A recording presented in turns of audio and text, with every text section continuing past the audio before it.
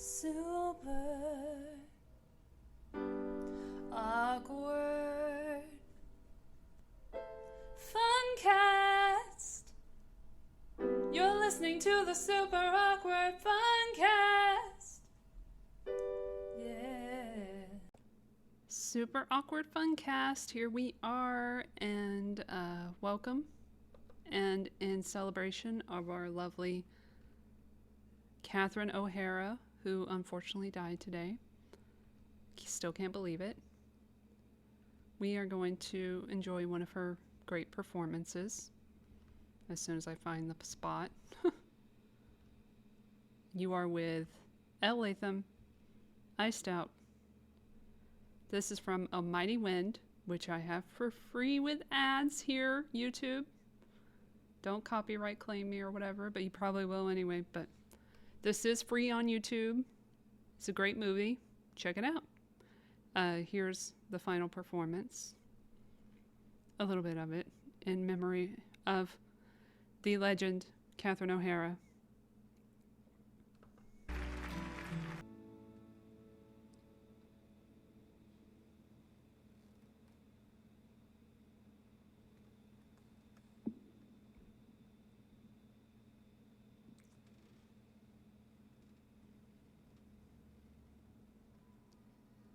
More precious than a pot of gold.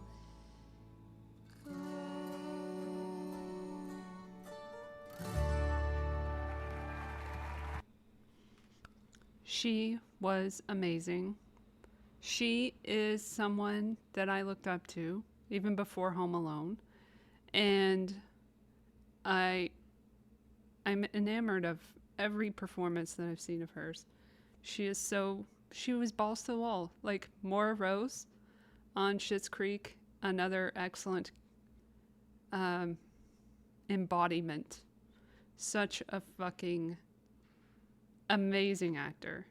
And she was nominated for the studio for this year for the SAG Awards, which are coming up, which I'm currently, I'm watching everything.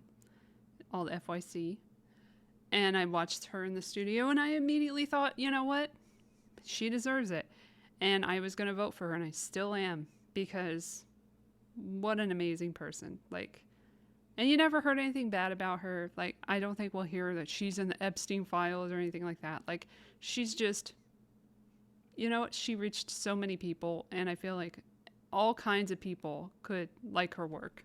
It was never like she only appeals to one segment, of the audience. I think she's just, it's just unfortunate.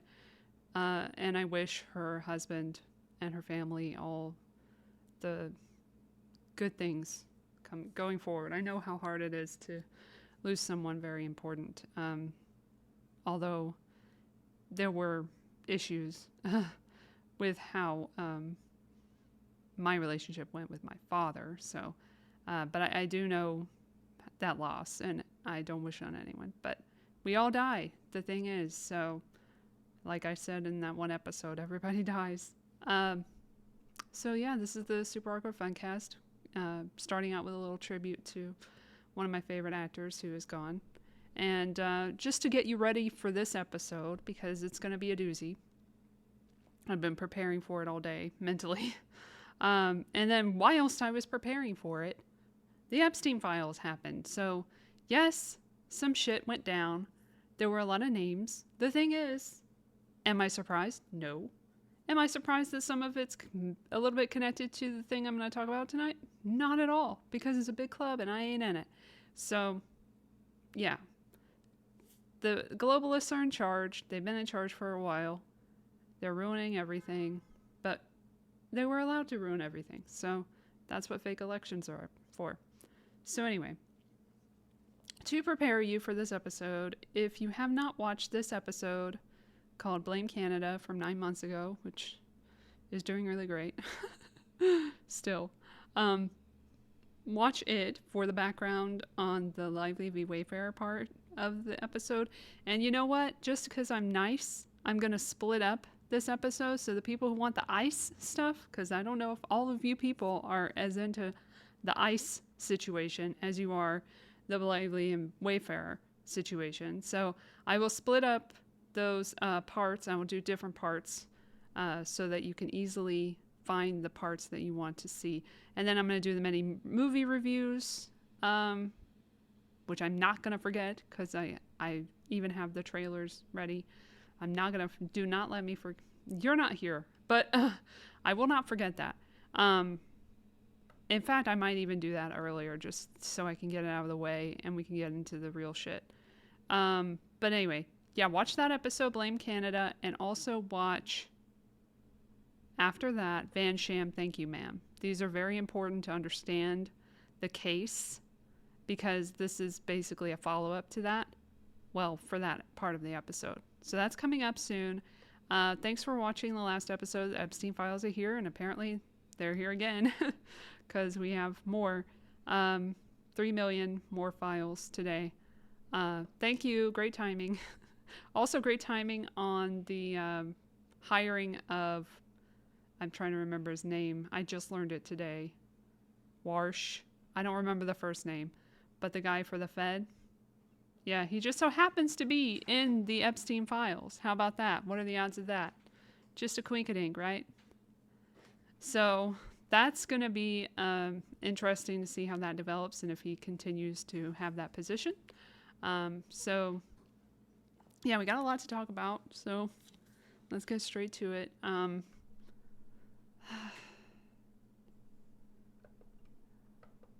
What do we have first? Yes. Let's do a refresher because not everybody knows what the fuck ICE is. So ICE is short for Immigration and Customs Enforcement. No, I didn't mean the snowstorm and the ice storm that happened on the East Coast, but it did affect my family. So I will shout out to that ice storm, which iced out a lot of people. And actually it's currently snowing, or it was last time I checked with my mother. So shout out to the South, to North and South Carolina and all the people down there and Atlanta and all those places. Georgia. So yeah, they're iced out in a way. I could have put that in the thumbnail, but I did not. So then, yes. So I tried to get some good sources that weren't actually ICE, because ICE be lying about shit. Let's be honest. I mean, we're not going to be honest on, because a lot of people are, into their groups so much, and that's the most frustrating thing about it. And also the thing that, you can't really believe everything you hear and see is the thing at this point, because as we've said, like, nothing is real. So, it's, there's a lot of AI out there, a lot of different things going on that you think are happening also, and psyops and shit. And I feel like personally that just from what I've seen so far with the ICE protests and whatnot, and the killing and shooting of people in situations, it feels as if that's a psyop of some sort, that it's meant to divide. That's what it's supposed to do, and it's doing a great job in Hollywood because a lot of people are coming out with their pens and everything. But anyway, we're going to get to it. So this is from usafacts.org. I got 2 different sources so I can give you a rundown of like what it is. So this is the information. You might be surprised to learn that ICE did not just come about during the Trump term. ICE has been around since 2003, and you won't even believe this, but so has the DHS.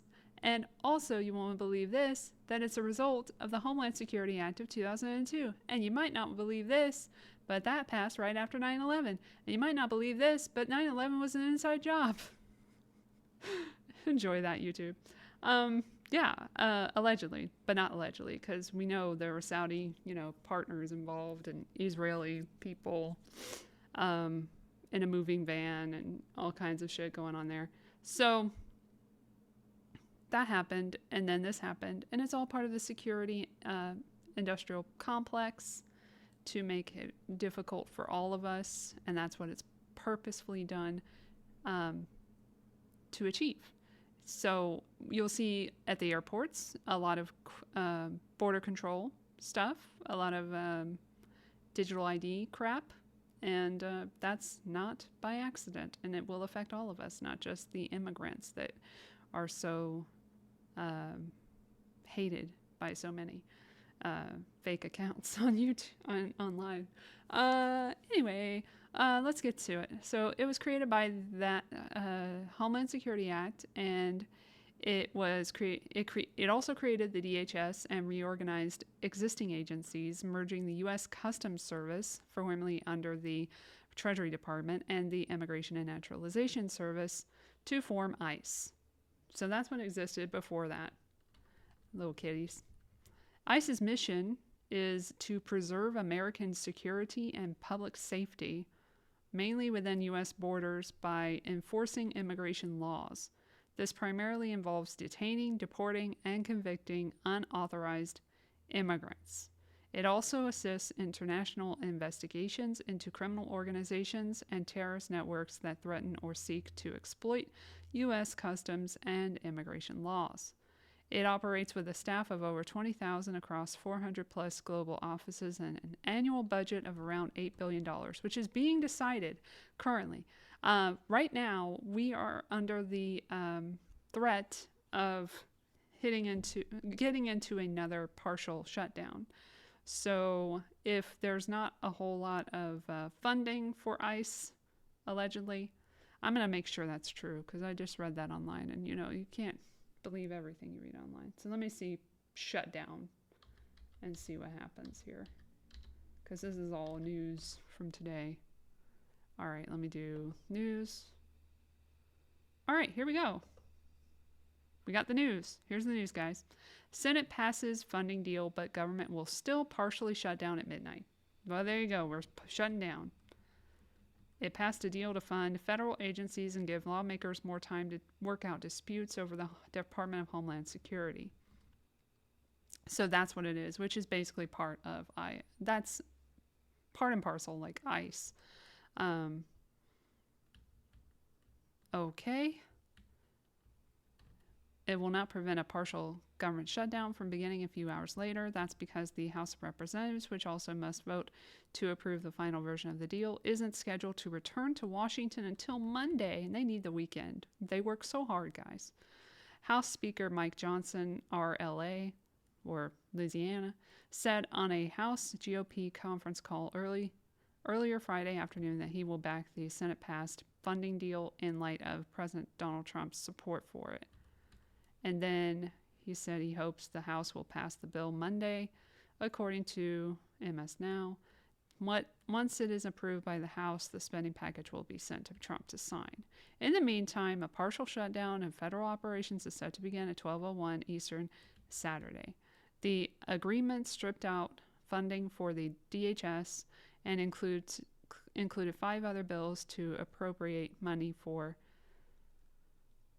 government agencies. The deal called for a DHS, which has been the target of scathing criticism by Democrats over its, all of a sudden, we'll get to that in a second, to be temporarily funded by a stopgap measure with the question of long-term funding to be revisited later. So they're putting it on the back burner. Alrighty.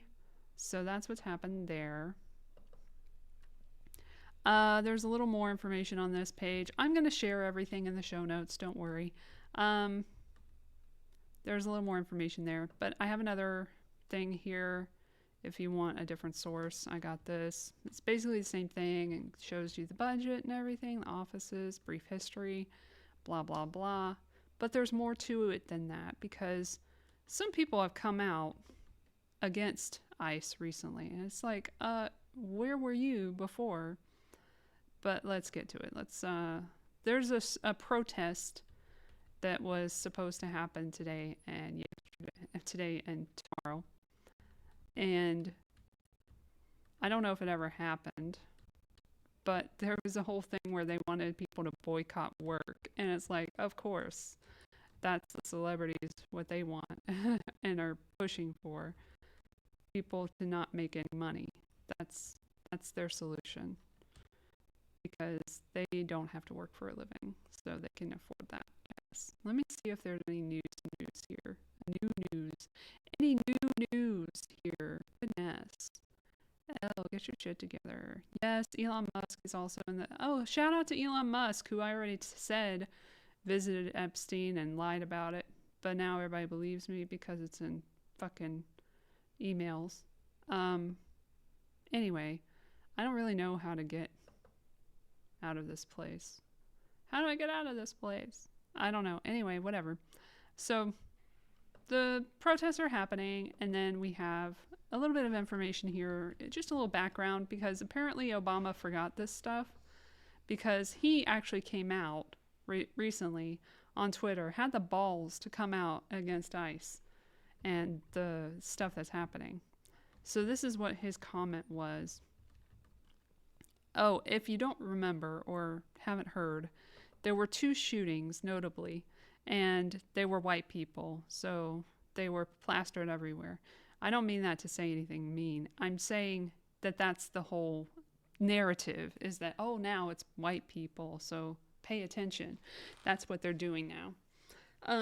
There's always a narrative to every shooting, sadly, and it's always a political prop for different parties, usually the Uniparty.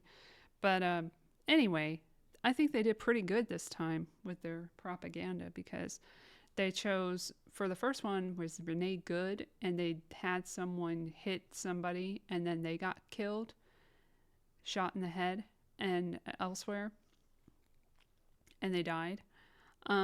So that happened originally. Where did that happen though? I forget where that one happened. Someone tell me. Tell me in this article. You're not going to tell me, are you? I can't remember. Yeah. Same fucking... They don't even do 2 different cities. It's the same place. Minneapolis. Same place. So, the good one was in Minnesota. And then the next one, which wasn't long after that, was Pretty. This dude named Pretty, who just so happens to be a nurse too, so that really gets people going. For VA. So it says here, former President Obama and Michelle Obama called on Americans to recognize the dangers of the increasingly violent immigration and customs enforcement crackdowns in the wake of the deadly shooting of an ICU nurse in Minneapolis. Again, same city, crazy. The killing of Alex Pretty is a heartbreaking tragedy, they wrote in a lengthy statement posted on social media. It should also be a wake-up call to every American, regardless of party, that many of our core values as a nation are increasingly under assault. And then more on that person, and then Trump and everything. He says this has to stop. That's not what we're seeing in Minnesota. Oh, wait. Federal law enforcement and immigration agents have a tough job, but Americans expect them to carry out their duties in a lawful, accountable way. You know, like he was accountable for the Fast and Furious scandal. You know, like he was accountable for drone striking weddings. You know, that kind of accountability, you know, and to work with rather than against state and local officials to ensure public safety. That's not what we're seeing in Minnesota. In fact, we're seeing the opposite. And then, for weeks now, people across the country have been rightly outraged by the spectacle of masked ICE recruits. Now they don't like masked people. You can only be masked if you're having protests in a corporate way. That's the only kind of masking you can do. And also during a fake-ass pandemic that only affected a small single-digit percentage of the population. That's the only time you can wear a mask. And then other federal agents acting with impunity and engaging in tactics that seem designed to intimidate, harass, provoke, and endanger the residents of a major American city. The president and current administration officials seem eager to escalate the situation while offering public explanations for the shootings of Mr. Pretty and Renee Good that aren't informed by any serious investigation. like the ones into your scandals and, you know, the war crimes that you committed in Syria, Libya, the other places, Afghanistan. And that appeared to be directly contradicted by video evidence. Again, video evidence. Interesting. Not always the most reliable thing nowadays, but interesting that he mentioned that. They called on Trump administration officials to reconsider their approach and work constructively with Minnesota Governor Tim Walz. You know, the guy who was involved in a murder plot recently. Okay. And Minneapolis Mayor Jacob Frey and other state and local authorities to avert more chaos and achieve legitimate law enforcement goals. In the meantime, every American should support and draw inspiration from the wave of peaceful protests in Minneapolis and other parts of the country. They are a timely reminder that ultimately it's up to each of us as citizens to speak out against injustice, protect our basic freedoms and our pedophile friends, and hold our government accountable. Yes, like you were held accountable so well. Here's a little, reminder of Obama and ICE's relationship a little bit. Let's just get a little reminder from News Nation. This is from, when was this from? 3 days ago. Quick, which president of the United States deported more illegal aliens than any other president in American history? I'll give you a quick hit. It was not Donald Trump. Even as we are a nation of immigrants, we're also a nation of laws. Undocumented workers broke our immigration laws. If you're a criminal, you'll be deported. Won't you at least consider unilaterally freezing deportations for the parents of deferred action kids? Here's the problem that I have, Jose. My job in the executive branch is supposed to be to carry out the laws that are passed. President Obama deported over 3 million people. And unlike today, when he was doing it, the media literally went along for the ride. We got here and there was a lot of action almost immediately. We came in, saw the individual with eyes on our target. He was able to come out of the business force. We were able to apprehend him without incident. At the same time, we also brought out his brother, who also is believed to be illegal in the United States. We were able to run him on our portable fingerprint scanner. He did have a hit with DHS, so he's been previously encountered. With us now, former director under President Obama of ICE, John Sandwig. It's good to see you, sir. Let's take out what's happening during these protests, so not what the cameras are seeing. Is what ICE is doing now materially different than what it was doing in the Obama administration? Yeah, Leland, I think there are some key differences. There's certainly things that ICE is doing today that overlaps, but let me break down for you quickly where ICE's arrests happened during the Obama administration, and really through the Trump administration, the Biden administration, and up until the summer of 2025. But very quickly, the majority of ICE arrests under Obama actually happened at the border. So these were individuals who were apprehended by Border Patrol coming back into the United States, and ICE would take custody of them. The second biggest tranche would be people who were already in prison or jail. So these were not arrests happening out in the streets, but of individuals taking custody of them when they were in a state prison, a federal prison, or jail. And then in those at-large ones, where there was that, similar to what you're seeing today, where ICE agents are making arrests on the streets, those were incredibly targeted, Leland. There was a lot of vetting of the individual's criminal history before the teams would go out, and they were laser focused on that target, not going out there trying to round everybody up. We're seeing today tactics that are much designed to grab more people, but they're less targeted, and that is a major piece of the problems that I think we're seeing in these images that we're seeing on the screen now. The flip side, though, is that the protesters, resistance agitators, whatever you want to call them, they don't seem to be making a distinction. They seem to just be trying to impede ICE no matter what. I'm thinking that if the same kind of people had been coming out and resisting or fighting with ICE when you were the director, and if people had been doxing the agents, would CNN, you think, have covered it the same way? I don't know, Leland. I'll tell you this. I think the agents, they have it incredibly difficult. I think there are a lot of reasons for that, and I think a lot of missteps for that. There's been an erosion of trust between the public and the department. I have to say, Leland, I do think that the statements that come out after this weekend and following them as good shooting don't help the matter, right? Where you rush out and give a narrative of events that is quickly disproven. But the bottom line is there's no question the agents today have a much more difficult job. I mean, in the public at times, there's some of these arrests. Whose fault is that, you think? Is that the public's fault? Is that the media's fault? Is that sort of these groups now that are trying to foment resistance rather than protesting the laws? I think it's a lot of things. Listen, the Trump administration is saying we're going to enforce the laws against everybody, right? And I'm not sure that there's public support for that, right? There's widespread public support for focusing on the criminal populations. But this administration, and there's some people who say we're just focused on the worst of the worst, that's nonsense. But there are plenty in the administration who are honest that this is about a mass deportation effort to get everybody off the streets. That is always going to trigger protests. Leland, there's technology that's made things that made it more easy for these protesters to activate. And then finally, I would say I think some, like I said at the outset, some other mistakes have been made, including the use of the Border Patrol. And I want to emphasize that's a critical distinction in these urban environments, pulling them up off the border and putting them in cities. And some of these aggressive confrontations, have been with these Border Patrol agents who just aren't, they're not trained. They don't deal with protesters down on the border. They deal with drug cartel mules. It's a great point. Yeah. It's a great point. Look, our reporting now is that Border Patrol is being pulled out. Yeah. But to be fair here, I think it's about 52 or 55% of Americans say they wanted every illegal immigrant out. As you pointed out, about 80% say they want the criminal ones. We have time real quick. I'm going to roll Caroline Levitt talking about Tom Homan, who's now seeming to be taking over Minneapolis.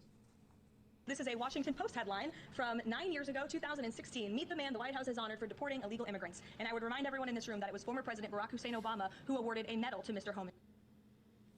Tom Homan to Minneapolis, the right move? It's a step in the right direction, Leland. I had an opportunity. I spent 5 years working with Tom. I have a lot of respect for Tom. I have to tell you, the fact that they announced Tom today and that they're pulling the Border Patrol back, I don't think that's an accident. Listen, Tom's a 20-some-odd-year-plus veteran special agent who worked at the INS before and then became ICE. I think he'll be able to bring some order to this. And let me just say something very quickly, Leland. One thing that was very frustrating to me was this kind of proposition that some in the White House, I want to be clear, not everyone in the administration, suggests that you either have Minneapolis and what we're seeing on the screen or you have no immigration enforcement. Tom knows that's not true. Tom knows ICE can do its job in a professional manner in a way that doesn't diminish enforcement but doesn't also have the chaos we've been seeing on the streets. Thank you for watching. Subscribe below and download our News Nation app right now on your... Apologies for the ear rape that may have occurred. I'm going to move this over here. I didn't go here yet, did I? Okay. So let's just look at the numbers, because like that's what's interesting to look at.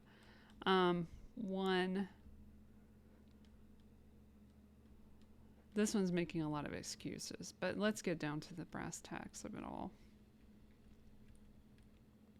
Oh, and Clinton loved the idea of going after illegal immigration in a big way as well.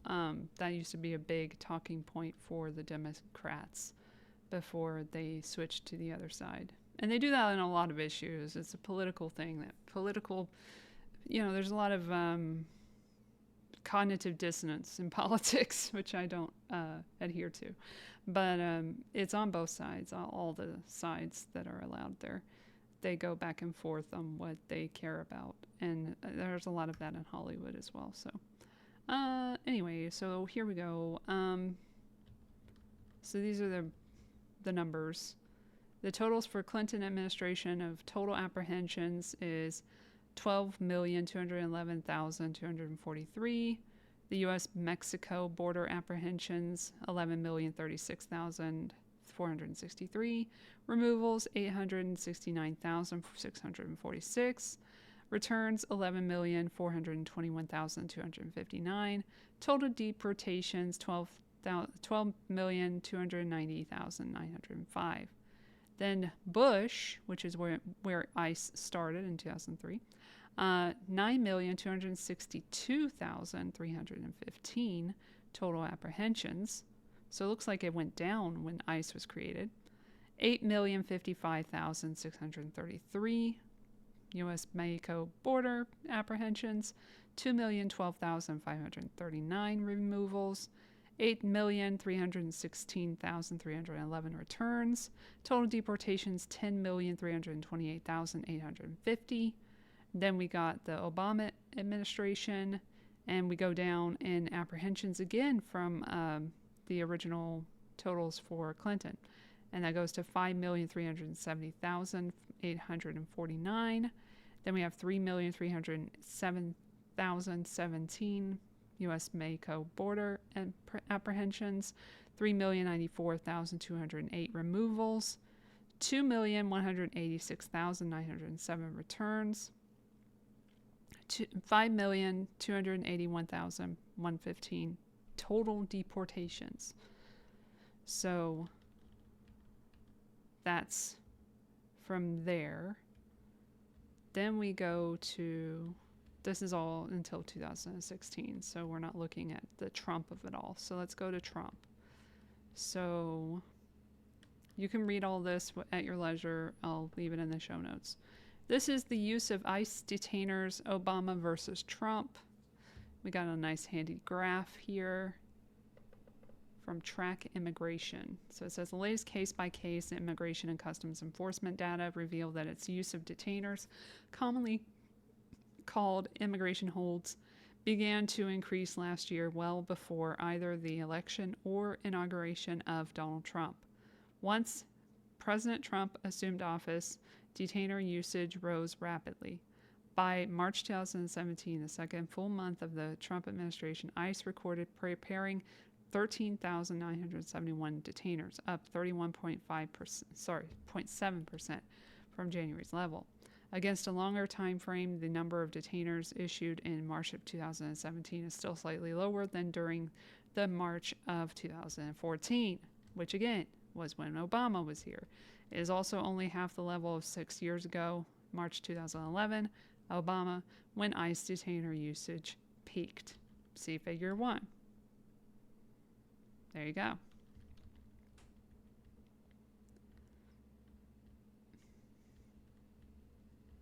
All of this is very much available to you. You can go look at this yourself and examine the data.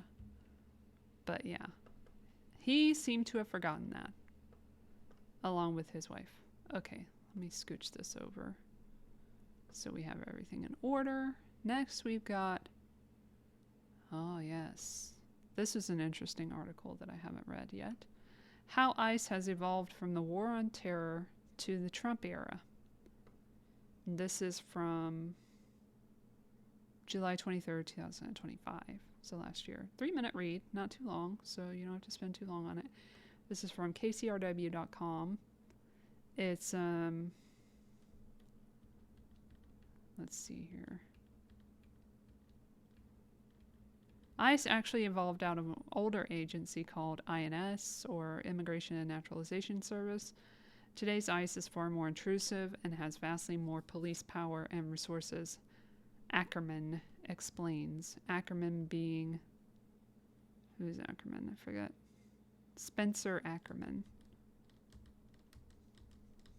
who wrote Reign of Terror, How the 9/11 Era Destabilized America and Produced Trump. I mean, Trump was already around before 9/11. In fact, there's an interview that I've highlighted from that day, from 9/11, where he's talking about the explosions. So I think Trump is pretty knowledgeable about 9/11 and was waiting for the right time to be put into place, because these people don't just get these jobs. They don't just go and have their elections and get elected. That's not how that works. They're placed. They're installed. No, there's no such thing as democracy. You can't destroy something that doesn't exist, people. I want to tell all the poor Hollywood people who keep trying to virtue signal all the time, you know what? That's not doing anything. Nobody's going to vote their way out of anything, because it's the same fucking people in charge every single time. So yeah, this is like a whole interview with this dude who just doesn't like ICE, which is fine. But yeah, ICE is bad in terms of it shouldn't exist, and it wouldn't exist without 9/11. So many things wouldn't exist without 9/11, which is crazy. So I think we're almost done with this portion. Let me see where we are on time. I don't even know how long I've been doing this for. Let's see here. I forgot where that is. 34 minutes. Pretty good. I thought I was going to go like an hour and a half on this thing, but we managed to do it in such a little amount of time. I will show you a little bit of the virtue signaling that I'm talking about. Let me just give you an idea of that. Variety. This should do it. Lol.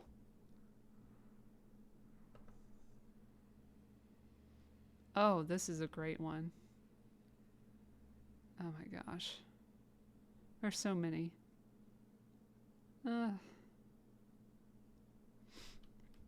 Okay, here's one, for example. I'm going to try and go to the original one, just to give you an idea of what I'm seeing in my timeline and stuff.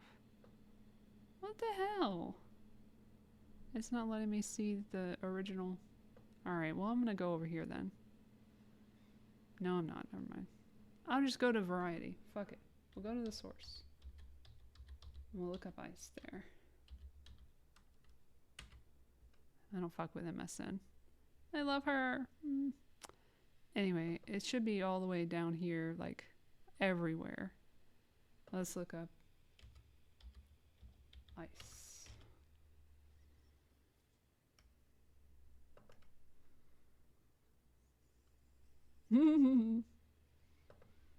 Past 24 hours. Okay, well, we have the protest song I heard out of a little bit. I heard of a little bit from someone, from Bruce Springsteen. Oh, and the Rage for the Machines, Tom Morello. That's great. Good to see. This one is fucking hilarious, actually. This is the newest one. Grey's Anatomy pauses production as crew members support anti-ICE national shutdown protest. Let me see this website. I'm not promoting it. I'm just looking at it. Looks pretty involved. Well made. Oh, data collection. Endorsed by, let's see who this is an endorsement of. Let's see who endorses this. Oh, look, CAIR, Answer Coalition.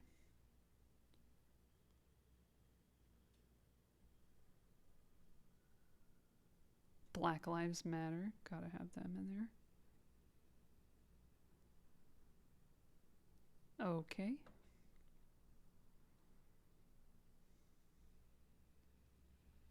Okay, how did that go, though? What are the actions? No action, right? The action is no action. You know it's a legit protest when everybody's doing it, when everybody's involved. And it's televised. That's how you know. Okay, well, we looked at that. Didn't mean to look at it. Wasn't trying to, but I looked at it. Anyway, sources close to Grey's Anatomy confirmed to Variety that crew members working on the ABC medical drama, that's still not canceled, by the way, still on the air, planned to not show up on Friday, prompting producers to postpone production for the day. Filming will pick back up on Saturday for season 22 of the long-running series from Shondaland and 20th Century.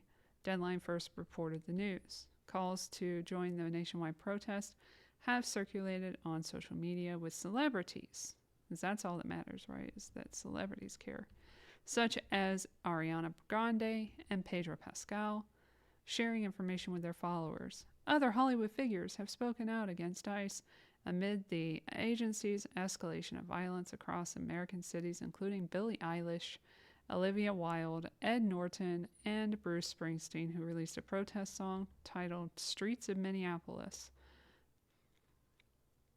that slams King Trump's private army and state terror. That's funny. And yeah, it's just a lot of that going on right now, you know? People who never said a thing about the deportations and all of the war crimes during the Obama administration and many others. They're really, really concerned in Hollywood about ICE. And it is advantageous for them to speak out against it. It was not advantageous back in the day for them to speak out against Israel. And so, you know, they fired a couple of people. So it is what it is. Hollywood be Hollywood. Hypocrites be hypocritin. Hypocritin. Michael Crichton. Anyway. So in other news, you might have heard the Oscars are coming up soon. I'm still looking at all of the movies right now. I haven't seen Sentimental Value, but I have watched a couple of movies that I'll mention in a minute before I get to the Lively Be Wayfarer part. So if you are just here for the ICE stuff, you shouldn't just be here for the ICE stuff, but if you got what you wanted, you can go. You're not going to miss anything, I don't think. And if you are here for the Lively We Wayfarer party stuff, I'm going to split it up here. And now we are going to start talking about some serious subject matter. But first, before I get to the Lively Wayfarer update, there's a little bit of old news sprinkling up in the press about Safdies. The Safdies, one of whom is nominated for an Oscar for Marty Supreme, which I have seen now. I can speak on it. My mini review, I guess, is probably what many people believe, that it would have been nice if the ending wasn't the way it was without giving anything away.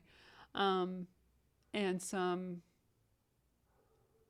contrition was in there and some responsibility taken for the behavior throughout. And now there's a dog in the background. If you're hearing that, this is what I have to deal with. Welcome to my world.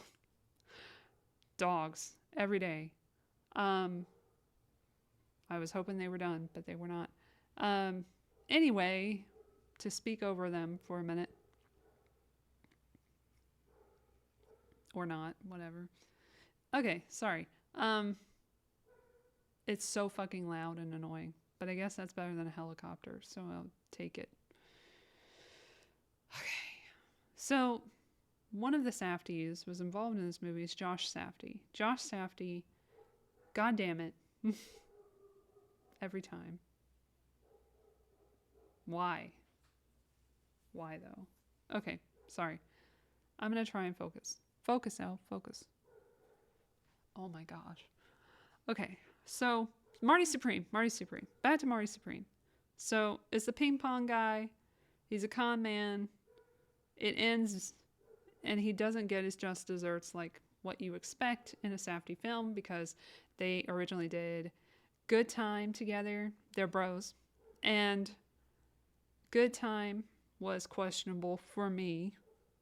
And I don't know if it was questionable for everybody, but it was for me, and I couldn't enjoy it because of what I'm about to talk about on the screen.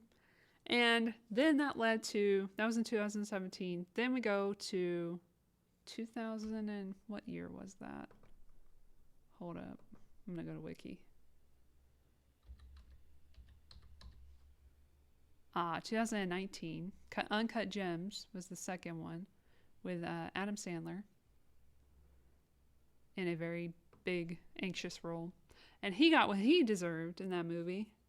So kind of it was an expectation for the character to get his just desserts by the end of the film and learn his lesson.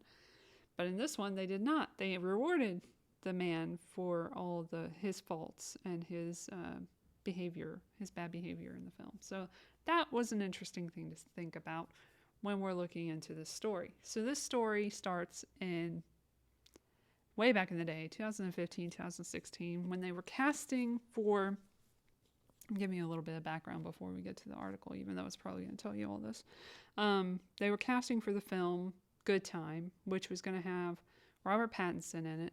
So they already had Robert Pattinson. They were trying to get unknowns to play other characters, and one of them was supposed to be a prostitute, apparently. So this is a teenage sex scene that sparked infamous rift between edgy director brothers behind Hollywood's hottest movies. And this precipitated the whole falling out with the brothers, apparently, this incident. But they didn't fall out until later. So they did work on Uncut Gems together, so it's not like they were so broken up about it, Benny. But this is old news. It came out in 2023 during a divorce case with McLard, who was Bear McLard, I think his name is, who was a producer on Good Time, who was really just recruiting girls so that he could sleep with them later, who are minors. So that was fucked up. So anyway, this is all ahead of the Oscars, so it's a lot of political nonsense, and basically the timing of it is suspicious. And also, it's gross that it happened and that it was accepted for so long, because again, it's been in the news. This should have come out in 2023, if at all, after the divorce battle was happening with Rada. I don't know her name. Emily Rada, whatever her last name is. And anyway, this is from Tatiana Siegel. It's detailing that event that happened, trying to figure out what prompted the breakup of the hottest indie director duo in town, brothers no less, after a string of critically acclaimed hits has been a favored parlor game of Hollywood insiders and reporters. Rumors swirled that one brother went full MAGA, creating tensions, while the duo vaguely blamed the WGA and SAG-AFTRA strike in conversation with colleagues. Speculation only intensified on Thursday, January 22nd, when Josh nabbed 4 Oscar nominations for a solo effort, Marty Supreme, while Benny came up empty-handed for The Smashing Machine. But the root of the quarrel stems from a much darker incident that occurred on the set of their 2017 breakout, Good Time. Page 6 Hollywood can reveal, not really revealing it, but alright, with Benny cutting ties with his brother in 2023 after he learned the full scope of the event. According to Good Time sources, a 17-year-old girl was cast to play a prostitute in the crime thriller. Once on set, the teenager was thrust into a scene that involved nudity and simulated sex with actor, in quotations, Buddy Duress during production in New York. As part of their verite style, the Safdies were known for using a mix of professional stars like the film's lead, Robert Pattinson, as well as non-actors like Duress, who had just been released from prison. But that was for drug charges, weapons violations, fencing, stolen property, and motor vehicle theft, according to court records. While Josh watched the action unfold on his monitor and Benny stood in the corner holding the boom, Duress, who was high at the time, which shouldn't be happening. He shouldn't be allowed to take drugs on set. You can have someone rehabilitate themselves and come to set and do the job. But if they're doing fucking drugs, that's not going to put anyone in a safe place. Like, nobody's going to be safe on that set. So that was their first fuck up that they did. Pulled down his pants, exposed himself, and asked the girl if he could stick it in. As the cameras continued to roll, multiple sources tell Page 6 Hollywood. And he died of a heroin overdose in November 2023. Any director who had seen, that should have yelled cut and stopped the scene, but Josh let it continue, says an on-set source who noted that Josh and not Benny was the de facto commander on set. 3 sources say Josh, who is now vying for this year's Best Director Oscar, he's not going to get it, there's no way, became aware of the girl's age on the day of production, shortly after the scene shot, as the traumatized girl spiraled. Josh declined comment. Using a minor for nudity and sex scene would flout industry norms, including a SAG rule that stipulates work conditions not be detrimental to the health, morals, and safety of the minor. Some of this is kind of like a retread of the article that she wrote, Tatiana Siegel, for Variety back in 2023, which is the impetus of all of this stuff, which talks about Bear McClard here, who's mentioned finally at this point. The former producing partner, Sebastian Sebo, Bear McClard, became locked in a bitter divorce with actress Emily Ratajkowski, threatening to expose the Good Time dirty laundry. In a side drama, the then single Bear McClard had become romantically involved with a Good Time actress after production wrapped, and that information was now bubbling up in Imrata's battle for custody of their son. Imrata. Could we be serious, please? And then they said they weren't made aware of his behavior until July 22nd, 2022. It was also the moment Benny was made aware of the Good Time actress's age, creating a wedge between the brothers, as one friend of theirs described it. Josh blamed Bear McClard for hiring a minor. Bear McClard pushed back and noted that he wasn't the producer responsible for ensuring her age. Sources also note that Bear McClard wasn't in the room when Duress tried to have on-camera sex with the teen. The brothers cut ties with Bear McClard and began private mediation to unravel the company the trio founded.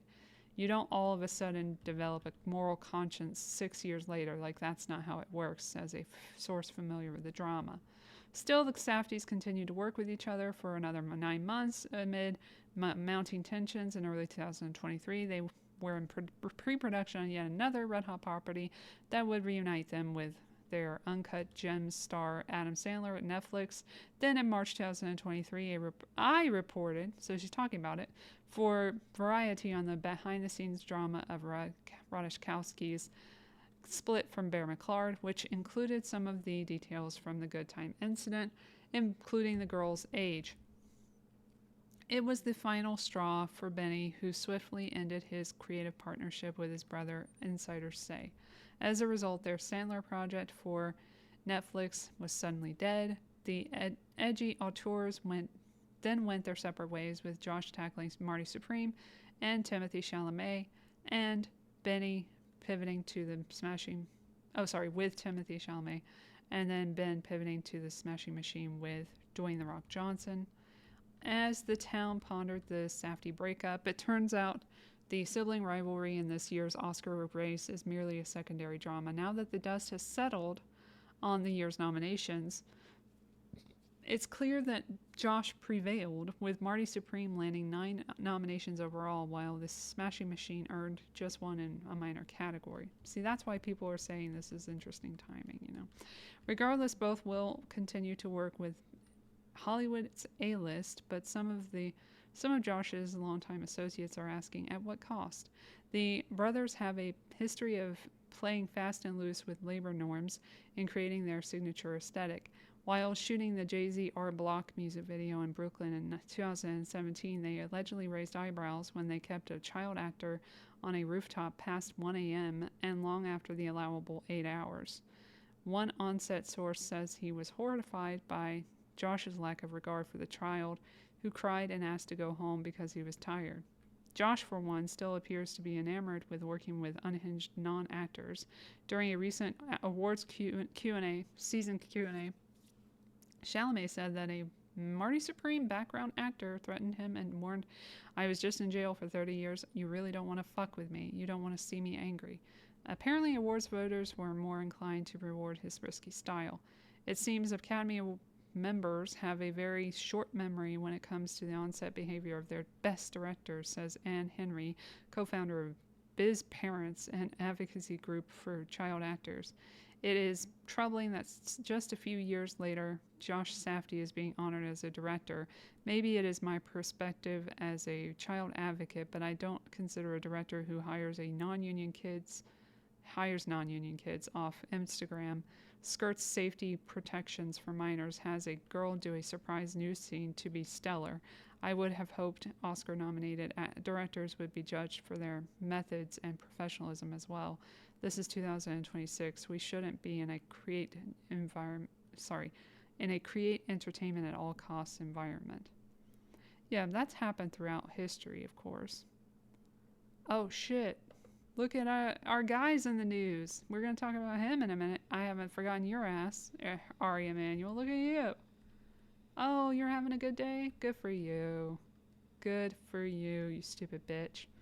All right, we'll get to him in a moment. And this whole case, the Lively Wayfarer Party case, which I've been following for so long.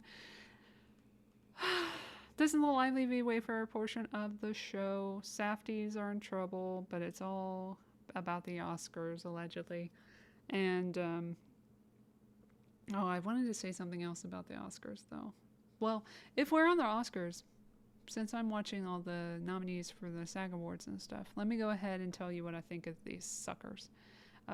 Marty Supreme, I told you what I thought about it. Didn't love the ending. I thought it looked good. I thought the cinematography was good. I thought the performances were fine, but nothing really stood out to me. There was a Q&A in New York at a screening, and Safdie went to that, so that was interesting. People thought he was going to lay low, but Josh is still out there. So this is the one that's getting a lot of buzz, which I'm enjoying not at all.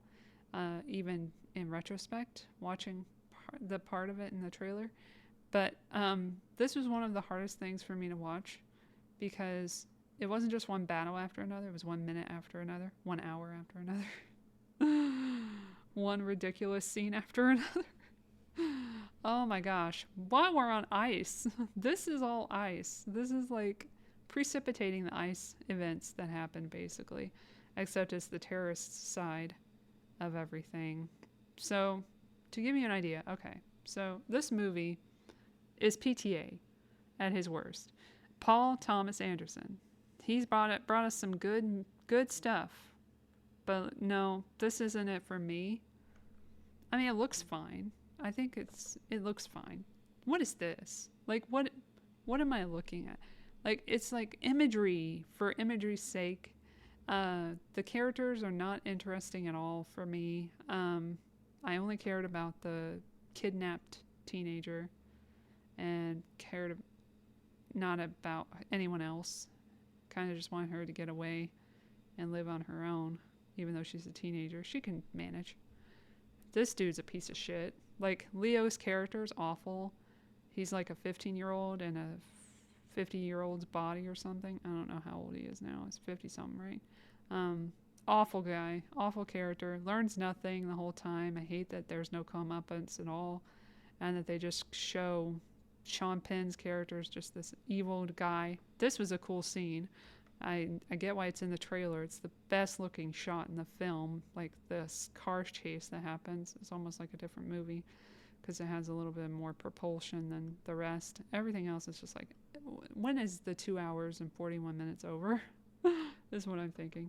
And I don't think that of any other movie, which is oddly enough the situation here, because I watched Frankenstein and it was pretty long. Frankenstein's pretty long, but I never like looked at my watch or tried to look at my watch, which I don't have, and said to myself, you know what, I wish this would be over. But I split this up into 2 days because I could not watch this in one sitting. It just was not possible. I knew, I was like, an hour, that's all I can do today. And then the next day I went and did an hour and a half. This character was, what is the point of this character? That character, by the way, don't do that. I'll get copyright claim for sure. Okay, this character, this woman, Tiana Taylor, who plays this character, is getting so much buzz and got awards. Did she get an award? I don't know. But she's getting a lot of buzz for Oscars and stuff. And it's like, no. I'm sorry, no. We gotta have some standards. I have standards. I'm sorry. And the character sucks. And she doesn't play it any different than anyone else would, I'm sure. She doesn't even have that much screen time. It's just a whole big... Leo is not worth nominating. Even Benicio del Toro didn't do it for me. I was just very disappointed by this film. Sean Penn was awful. I mean, just chewing up the scenery, and not in a fun way, and just like the most over-the-top villain for me.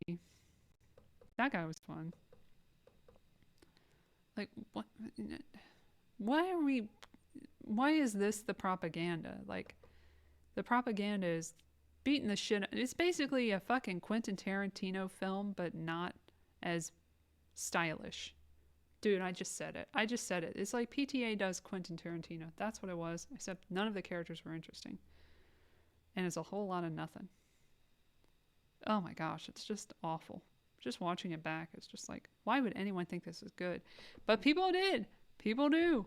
And bless your heart, but like, no, that's not it for me. And it's just because of the ICE stuff. I can't think of anything else. It's just like, oh, it's so relevant. No, it's actually based on an 80s fucking novel. And you want to see something that's based on a fucking old novel? How old is this novel? Let me check. I forgot the name of the original novel, but I'm gonna look this up. I think it might be this. No. Yes? No, The Axe. Okay, so The Axe is this other novel. It's from 1997. Okay. You want to watch a good movie? I'm going to give you my good movie review. This will be a nice one. You're getting a good one. I'm not going to be Negative Nelly anymore. This is my favorite movie so far that I've seen this year. I don't want to give too much of it away. I'll just do like one image. I already gave too much away because now he's showing the gun. Damn it. Hold on. Okay, this is like the beginning of the movie. Okay, this dude. Lee Byung-hun is the best performance I've seen so far this year, and he's not nominated for anything in SAG or the Oscars. They just shut him out because I think they have a thing about Park Chan-wook right now. They are not nominating him for shit, and I guess he pissed off the WGA or something, and that's why they're doing that, but it's not really clear. This is such a beautiful fucking... Look at this shot. Look at this beautiful art. Nothing looks as good as this movie, in my opinion. Oh, he's so good in this. I loved him as the front man in Squid Game, which I haven't gotten to the last episodes of yet. But this has so much to say. Okay, that's giving way too much away. But anyway, okay. No Other Choice. It has so much to say about not only capitalism, you know, in a rote way, but like also it's fucking funny as fuck. It's twisted. It's interesting. It's a black comedy. It's a fucking thriller at one point. It's a comedy of errors. It's just so well done. Look at the shading. Oh, I just love the shadows and everything. It looks so good. It's so beautiful. Look at this scene. That's fucking art. And this isn't even half of what... You gotta watch it in the theater. It is in theaters now, pretty much, I think. And it went to Netflix. It would be a shame to just watch it on Netflix, guys. I get why it's on Netflix, too, because it has, like, basically an ad for Netflix in the movie, which is kind of funny, but it's cute. It's a family film about a family going through it, and they have to resort to something that they didn't think they'd ever have to resort to, which is murder. One of them. So, Park Chan-wook at his best. I loved his last film that I saw, which was Decision to Leave. I love Decision to Leave. This is up there with Decision to Leave for sure. This is a more accessible, is what I thought after getting out of the screening. This is a more accessible version of Decision to Leave. Not version, but like movie for people than Decision to Leave. Decision to Leave is just in its own category. This one's in its own category too because the editing, I can't even tell you. The editing, the cinematography is amazing. There's no movie that looks like this movie. It's so well done. Oh, every frame is gorgeous. It's so beautiful. The dogs are so cute. Read 1 and read 2. Oh my gosh, the family is so well drawn. Like, this has characters that you care about. And if the main guy who's trying to kill people ends up dying, I would care because he's well drawn. He's a good character that leaps from the page. So this is the difference for me. Like, this is on another level.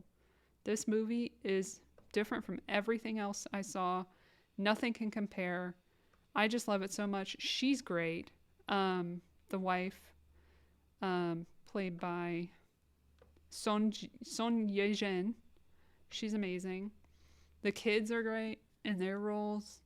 It's just so good. I just thought while watching, I was like, this is amazing. And I'm so glad that I'm here. And yeah, I can't say good enough things about No Other Choice. It's getting left out of a lot of categories. And that just proves that these award shows don't matter. They don't mean shit. So keep that in mind. Have we gotten to an hour? Let me check. I'm going to do a time check. Yes, we are. Okay. We are an hour in, so let's get to the meat and potatoes. Even though or the beans and potatoes. Yeah, there's a vegan version of that. So I will show you Lively v. Wayfarer parties. Where we left off was we were waiting for the MSJ. And then we were waiting for this hearing to happen, which had oral arguments. And then we were waiting for the unsealing of all this information. We haven't had anything happen after the hearing. The hearing was involving the MSJ and the MSOP. Wait, no, MJOP. The motion for... No, MSOP. Motion for summary of... no, that can't be right. MSJ, motion for summary judgment, and the MJOP, motion on judgment of the pleadings. I think that's correct. And the spoliation sanctions from Lively. So that was, the first part was Wayfarer and then Lively. So we haven't gotten anything after that. I think they've done like a transcript or something, or they're working on it.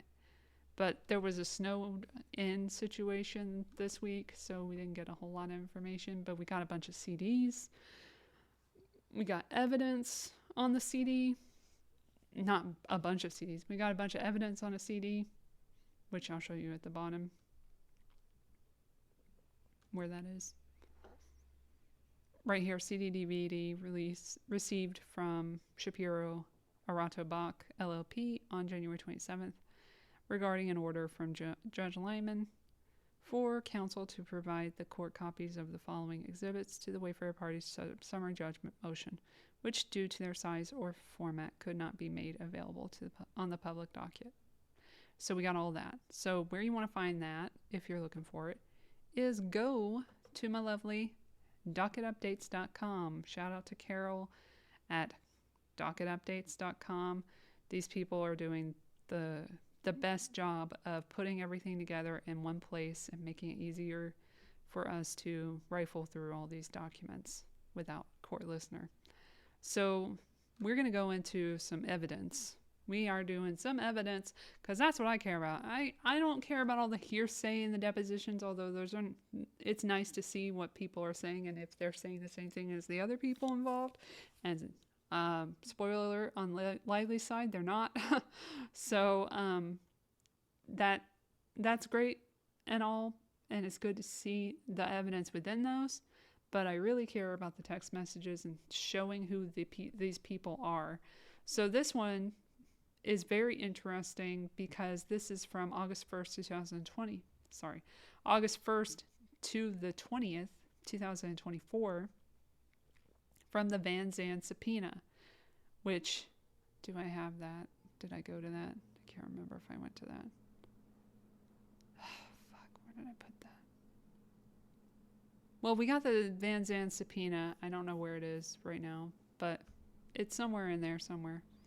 So anyway, this comes from that. So we got the Van Zandt subpoena. We could look at the inside of it, basically to give you an idea of what that was. It's talking all about lively parties and the stuff that went on during set, the sexual harassment and all this stuff. And that is for documents for a company that is a shell company that has only had one thing, which is to buy furniture for production on the set of the video. Oh my gosh, what is it called? I don't even know what the name of the fucking song is. Hold on a second. I forgot what the name of that song is. Shit. Hold on. I don't know how to find this. I bet if I put it in there, they'll tell me. I bet you think about me. Thank you. I bet you think about me. Is that it? Damn it. Hold on. Is this it? Yes. Blake Lively directed that video. And so we know that Blake Lively and Taylor Swift are connected to the Van Zandt company, which also has Blake Lively in a presidential role or something. I don't know. And then also had Ryan in control of it at one point, Ryan Reynolds. So that's what we know, is there's a Van Zandt connection to Taylor Swift through that. And now we know more about the Taylor Swift of it all, and I'll get to that in a minute. But this is very illuminating because these are the messages that were sent, allegedly, to Megan Twohey for the New York Times article that started all this shit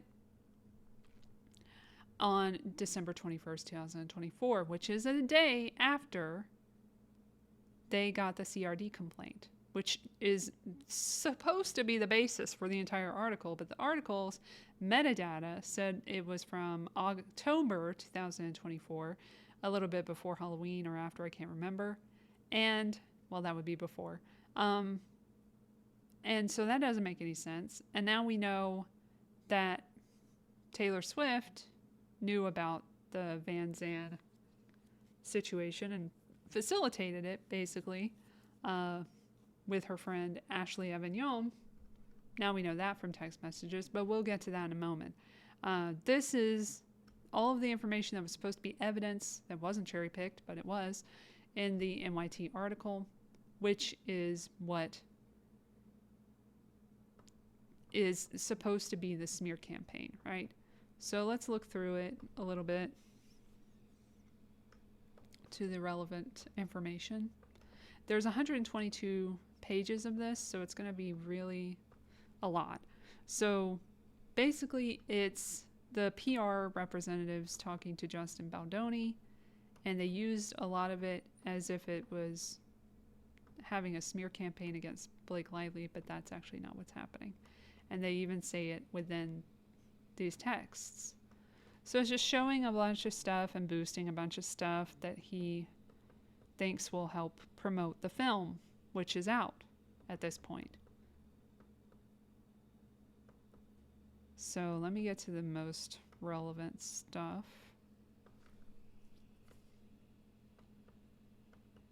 Katie Case is involved. She's kind of flipped against Melissa Nathan in her deposition and blamed her for everything. And Melissa Nathan is not clean because she's involved in this other case with Rebel Wilson that you might have heard of regarding the Deb movie and the Ghislaine Maxwell India thing with that producer. Okay, let me see here.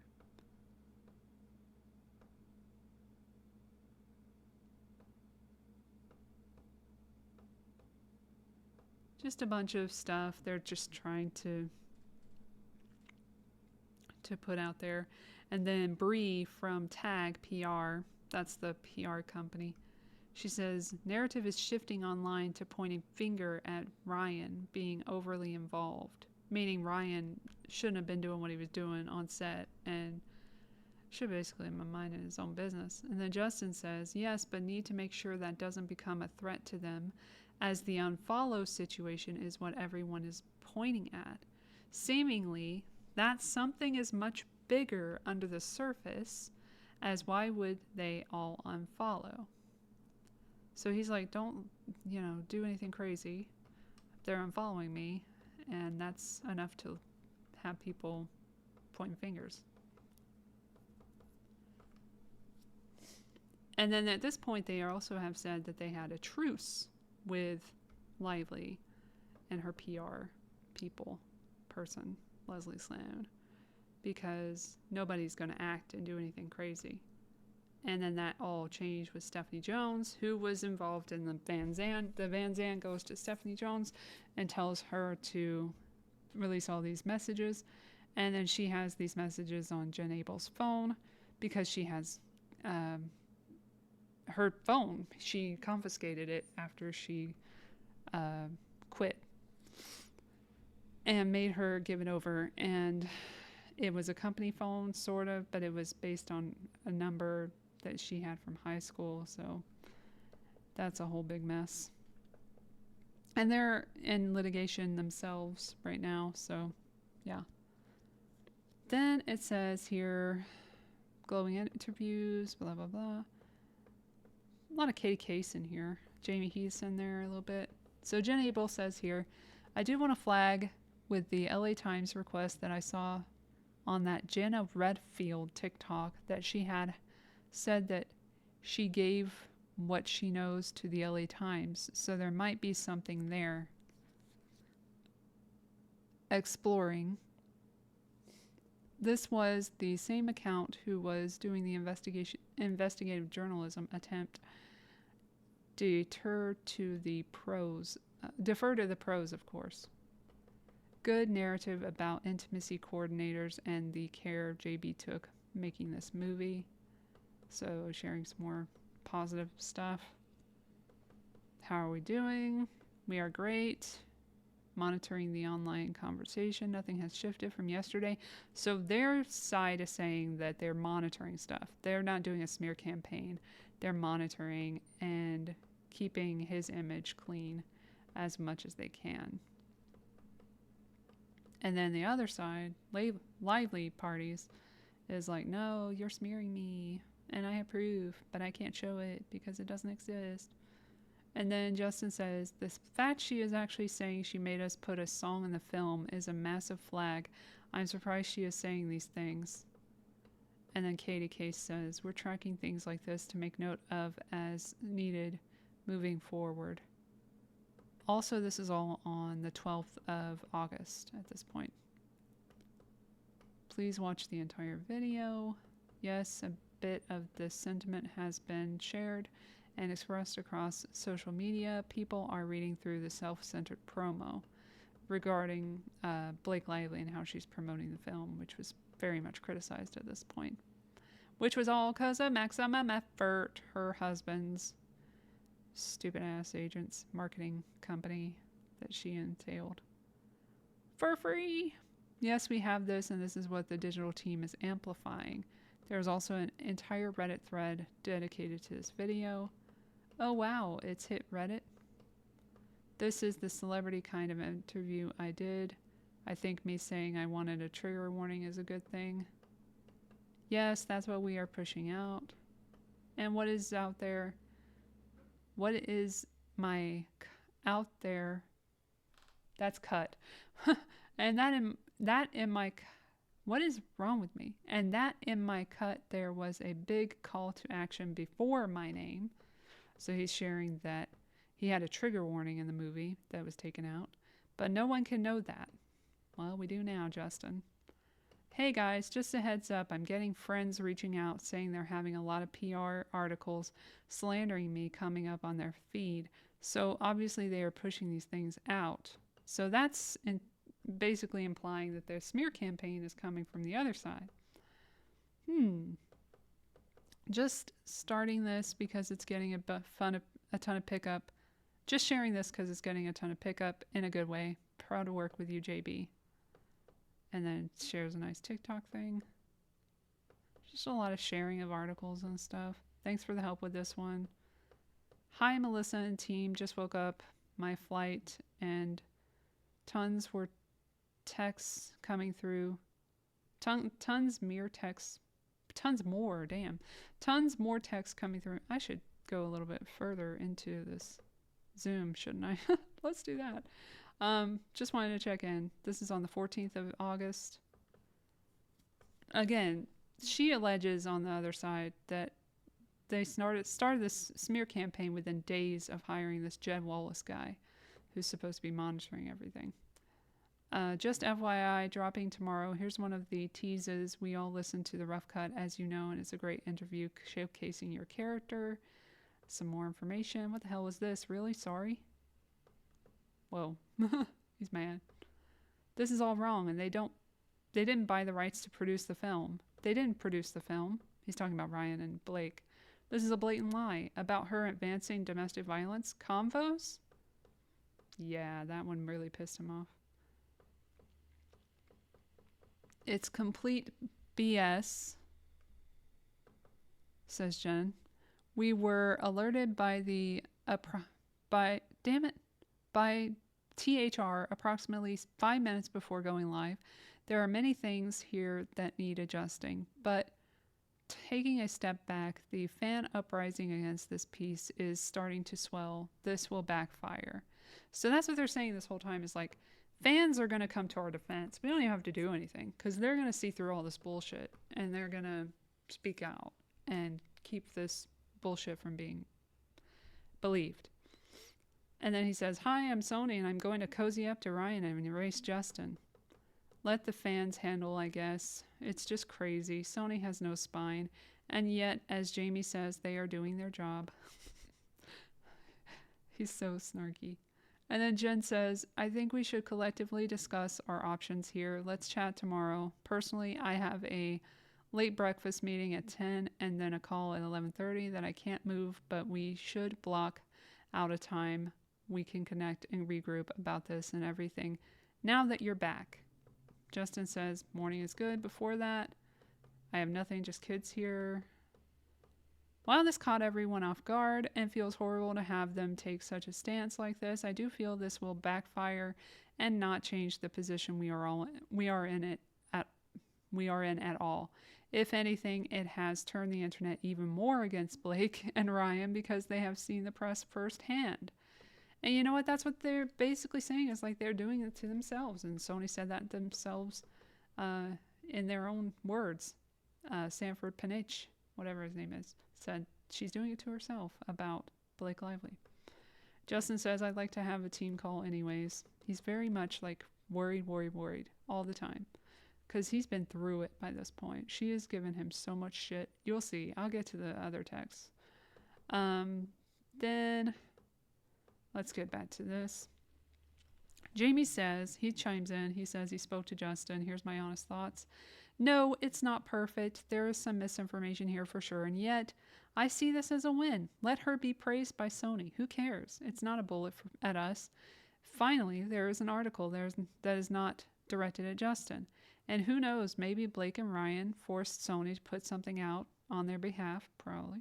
Even if they did it on their own volition. Who cares? The industry knows the truth. We know the truth. Whether or not 12 or 100 fans read that and believe it, it does not matter. As I've said many times, Sony's job is to promote this movie and to make as much money as they can. That's the only reason why we partner with them. And they are doing just that. I don't expect them to be any different than they have always been and who they are. And the fact that they are cozying up to Blake also makes sense if they are even doing that. They are a business that is producing their own bottom line, protecting their own bottom line. What Wayfarer stands for is what Wayfarer stands for, and I don't expect anyone else to. If we can get some things corrected, great. If not, who cares? And honestly, I don't care who Sony nestles up to. As long as they can put out a movie of ours and make money on that, we can be Wayfarer and do what we do. We can be Wayfarer and do what we do. Then I am good. Let's not lose sight of the big picture. Right now, that's keeping bullets away from you, Justin, away from me, and away from Wayfarer. And if that comes at the expense of her feeling praised, then so be it. And that is the win. So he's saying that on the 15th of August, during this big smear campaign, where he's supposed to be retaliating against her. And he's actually the bigger man, saying, you know what? Let her be praised. Well said. I agree, Jen. And that's what we see in the text messages of Jamie Heath all the time, is that he has such... He's like the the voice of reason all the time, and like trying to put everybody, you know what? We're going to do this. It's going to be fine. Let's move on. But to an extent, it kind of just ends up overwhelming them and not really helping matters. But, you know, they tried their best. He says, yes, we are keeping eyes on it. And yet, let's not be dissuaded by the 10%. We know there will be people who fan the fire from the east. But if the majority are speaking from the west, then damn it, let's live in the west and simply keep an eye on the east. Yes, I'm now a poet. Also, it's late on the East Coast, and we are probably keeping people up. Let's go dark. And you know what? He's the president. He's in charge. Or the CEO, sorry. He's the CEO, and he's in charge. All right, then we have Melissa Nathan chiming in. Let's skip to... Oh, yeah, here we go. Justin says, I'm a little more concerned about these TikToks claiming they know information, and there are some dark, disturbing stories about me that are going to break as they're getting at DMs. And the only way that could be happening is if they're lives, if there are lies. What time works? And then they go on a call. And then Melissa says, I personally am not concerned about this because we all know there are no dark and disturbing stories. It's just socials acting exactly how they always act in any situation. They want more clicks, they want more views, and let the end of the day they will all be regurgitating complete rubbish. And referencing the Australian podcast you saw, that's complete garbage. I can tell you, hand on my heart, there was 4 human women working on that trial. That's regarding Johnny Depp and Amber Heard. And I was one of them, not one Russian bot in sight. It's actually very similar to what you're having right now, the outpouring of love and support being weaponized against you by her side because it can't be true. Yep. All right, let's skip to the end.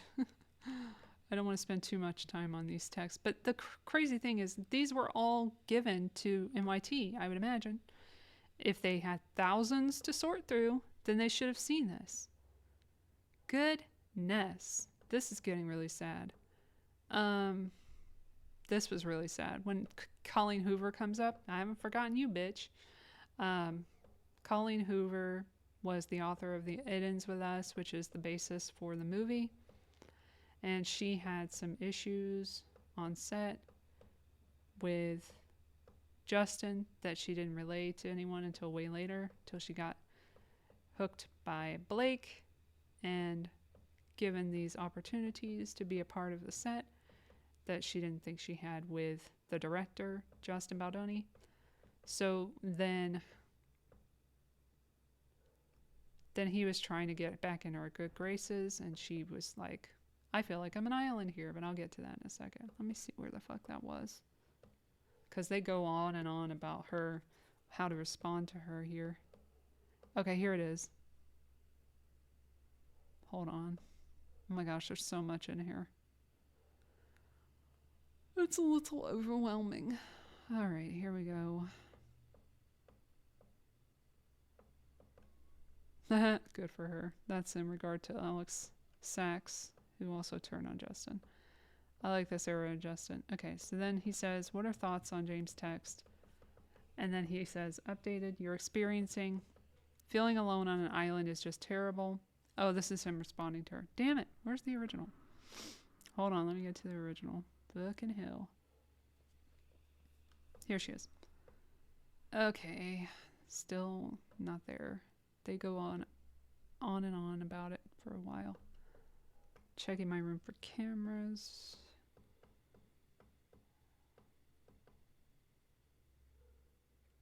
Oh my gosh, where the fuck is the original email? Hold on. Or text or whatever.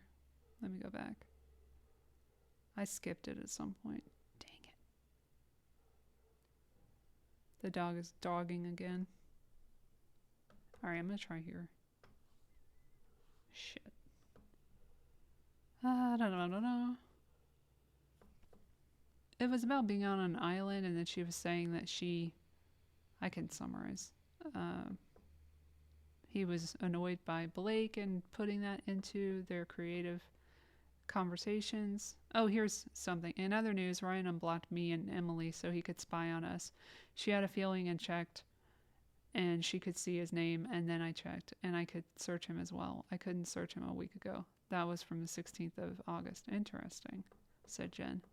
Jamie, please put the text here and not email. You know what? I just don't know where the fuck that is, but it was basically saying how she felt betrayed by Justin and during the creative process of working together on the movie, and that he didn't let her in enough, and he was bellyaching about Blake and blamed her for this tattoo thing, and then that's going to be involved in this like response and everything. But Jamie said here, I am deeply sorry to hear about the pain you're experiencing. Feeling alone on an island is just terrible. I want you to know with all sincerity that my team hasn't engaged in anything that would harm you, and they have not contributed to any negative articles. My heart breaks when I think about the distance that has grown between us, especially when I've always valued our collaboration and friendship so deeply. Then he goes on, but that's the first draft, and then we get to back and forth. Hold on, I think this is before that or after that.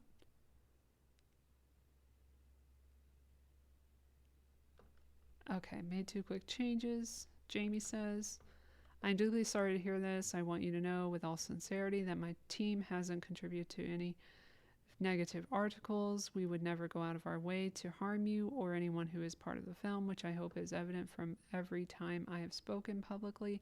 I've always valued your collaboration, your trust, and your friendship, and that hasn't changed. I know a lot has happened since we first worked on the script together, and it pains me to hear that this is how you feel. If you might recall, we sent you the script before the fan reading in July 2022, and you responded positively, acknowledging how pleased you were that it stayed true to the book. You shared some great notes with me, which were crucial to the development. You even got to read it before I did. I'm happy to share those screenshots of our texts and emails, so I want to make sure to clear this up whenever I can. Regarding the documentary, I want you to know that while Jamie may have tried to ease some of your concerns regarding being on camera, he and Wayfarer always respected how you felt about it which is why we never moved forward. It was only an idea meant to bring fans closer to a story that means so much to so many. Once you shared your feelings, he completely understood, and we immediately killed the idea. Regarding the coffee book donation, legally, Wayfarer couldn't donate the 1% on your behalf. As you graciously offered, it wasn't a demand from us, but a legal requirement we were asked to relay. As for the tattoo, I'm so glad you pointed out the importance of it to the fans and the DV community. While we were in the edit, we were more than happy to change in post, and the film is better for it. I completely owned that I vented to you about what I was going through during production and expressed several of my frustrations because of our friendship that had grown out over our work together for the past several years. I felt like it was a safe space to do so, but I fully understand that it may have been a burden too heavy to carry, and for that I am very sorry. Please know that my door is always open to you. I truly hope we can talk and rebuild our friendship. This isn't about image for me. I took this on because of your trust in me to tell this story, and I truly want this communication to be the first step to healing for us both. If you feel comfortable speaking, I'd really like for us to find some time to connect by phone, but we'll take your lead. Otherwise, it's all good. Let's send it, or should we send it to the bank clerk to get his thoughts also, says Jamie. He's being funny. And then they say, who's the bank clerk, LOL? And he says, no, can't risk him leaking it. That's one of the other people at TAG. And then Jamie says, ha ha ha, reading now. Okay, you feel like I should say the last bit about talking on the phone, says Justin.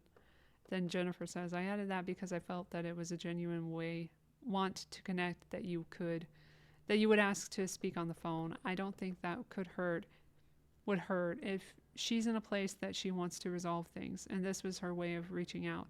Then she would say yes. I think her response will be telling. Oh, and it is. Oh, and it is. And then they send it, and it ain't good.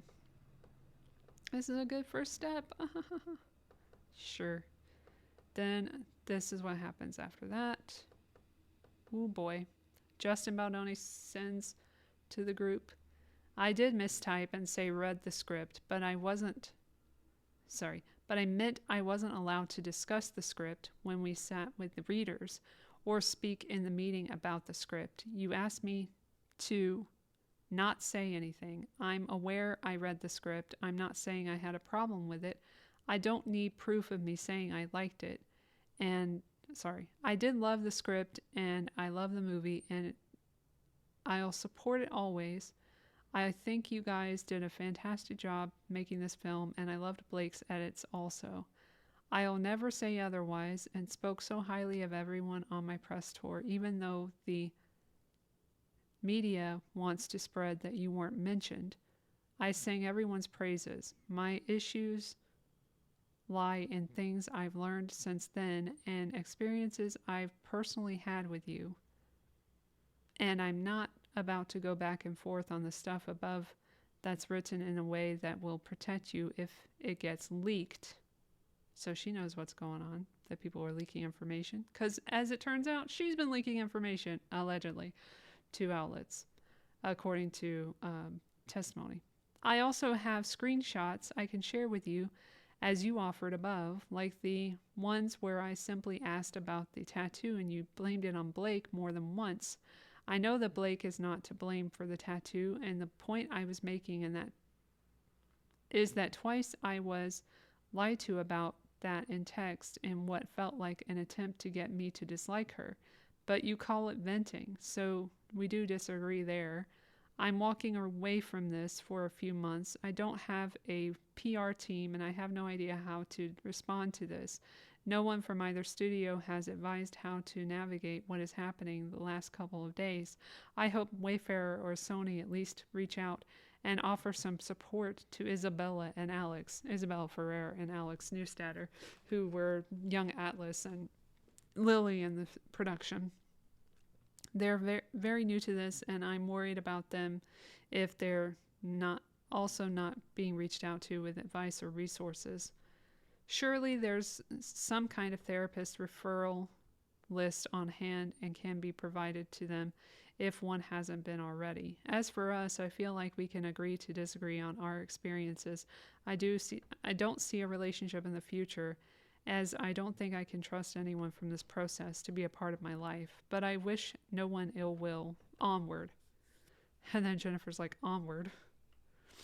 And yeah, that applies to Blake? No, probably not. And then here we go. This is a response from Justin that is very telling, that we haven't seen until now, until the unsealing of this document in its entirety. And he says, I'm writing this to get out of my system, get this out of my system. I'm not sending it. I'm sorry to hear this, but I need to express how I feel. Why didn't you come to me if something bothered you? We had open communication and a friendship. You knew the effort and sacrifices that went into this film from the beginning, and you were always included. Your thoughts and opinions were always respected, so I don't understand why you wouldn't have just talked to me. Just talk to me. I didn't lie to you about the tattoo. Though in hindsight, I shouldn't have blamed Blake. I was upset that she didn't read the book, amongst many other things. After your text, I revisited the original designs of the hollowed heart, and you're right. Blake wasn't to blame. That was my mistake. The original design missed the opening in the middle, and Blake had commissioned a tattoo artist to design it to her liking without even consulting me. I assumed the first design had the opening, but I realized that was a detail I missed in the chaos. I understand why you felt deceived, but it wasn't my intention. I was pissed at her and venting, which was the first time I did that with you.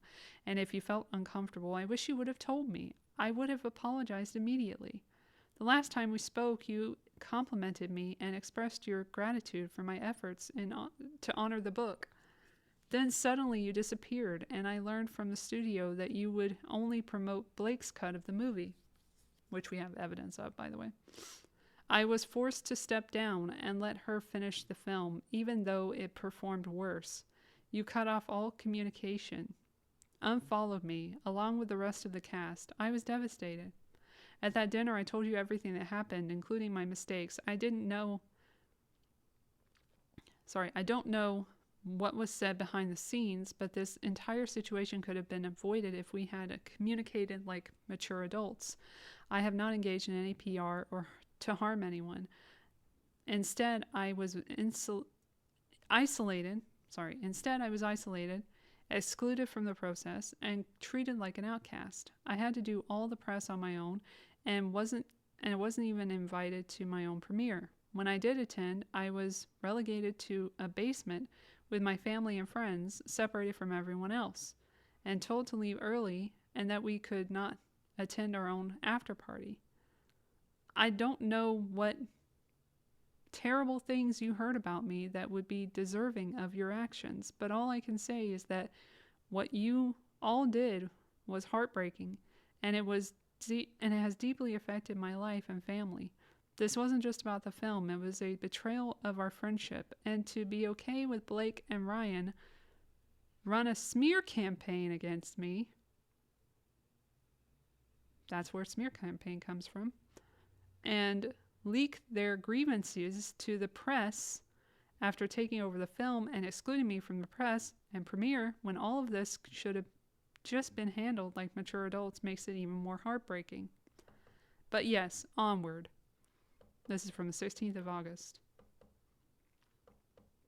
Crazy. And then you get to see it a bunch of other times. And that's just for him to just get it out of his system, like he said. Like, he had to say that. And there's just nothing more in here that's really that illuminating or shocking. Yeah, it's just PR shit. It's boring. But she just thought she would make a whole case out of it. She sickens me. So let's go ahead and look at the timeline, because that's what's important.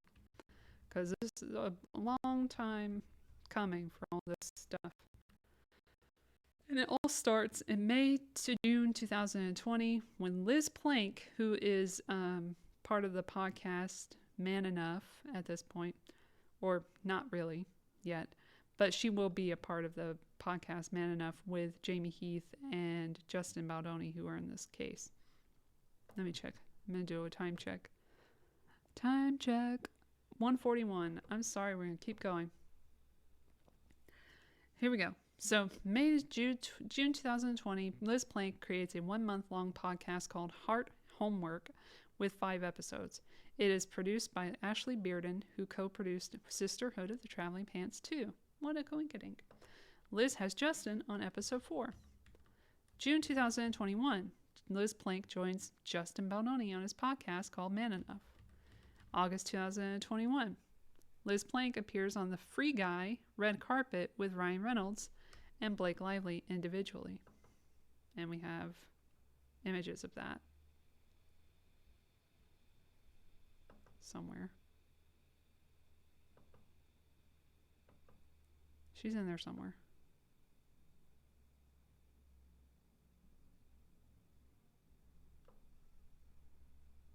Here she is.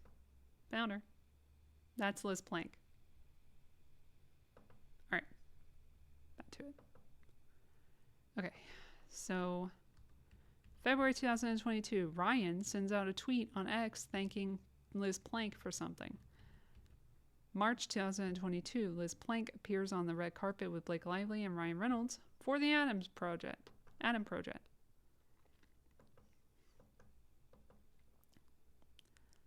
Okay. September to October 2022, Wayfarer enters into contract with Sony. October 2022, Liz Plank appears on an episode of Ryan Reynolds. Spelled wrong, but, you know, they're doing their best. Asshole Media, thank you for your work on this timeline. Welcome to Wrexham. Romance is the episode. Liz Plank. Okie dokie. Then, December 7th, 2022, Justin and Steve Sarowitz text exchange where Justin says Blake wants to be Lily. Hush, hush. That's in the exhibit 90. Blake Lively wants to do it. Hush, hush. I'm going to fly to MV to meet her next week, says Justin. You don't need to cast a redhead, LOL. You make them a redhead. And also, all those girls are too young to play opposite me. Excellent.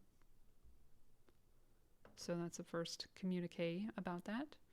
Then December 8th, 2022, Justin and Danny Greenberg, his agent, text exchange where they discuss Blake being a potential cast choice. Danny Greenberg, how was your Netflix chat? Justin, it was good. It was obviously all about how much she wants or wants it. It ends with us. What she should do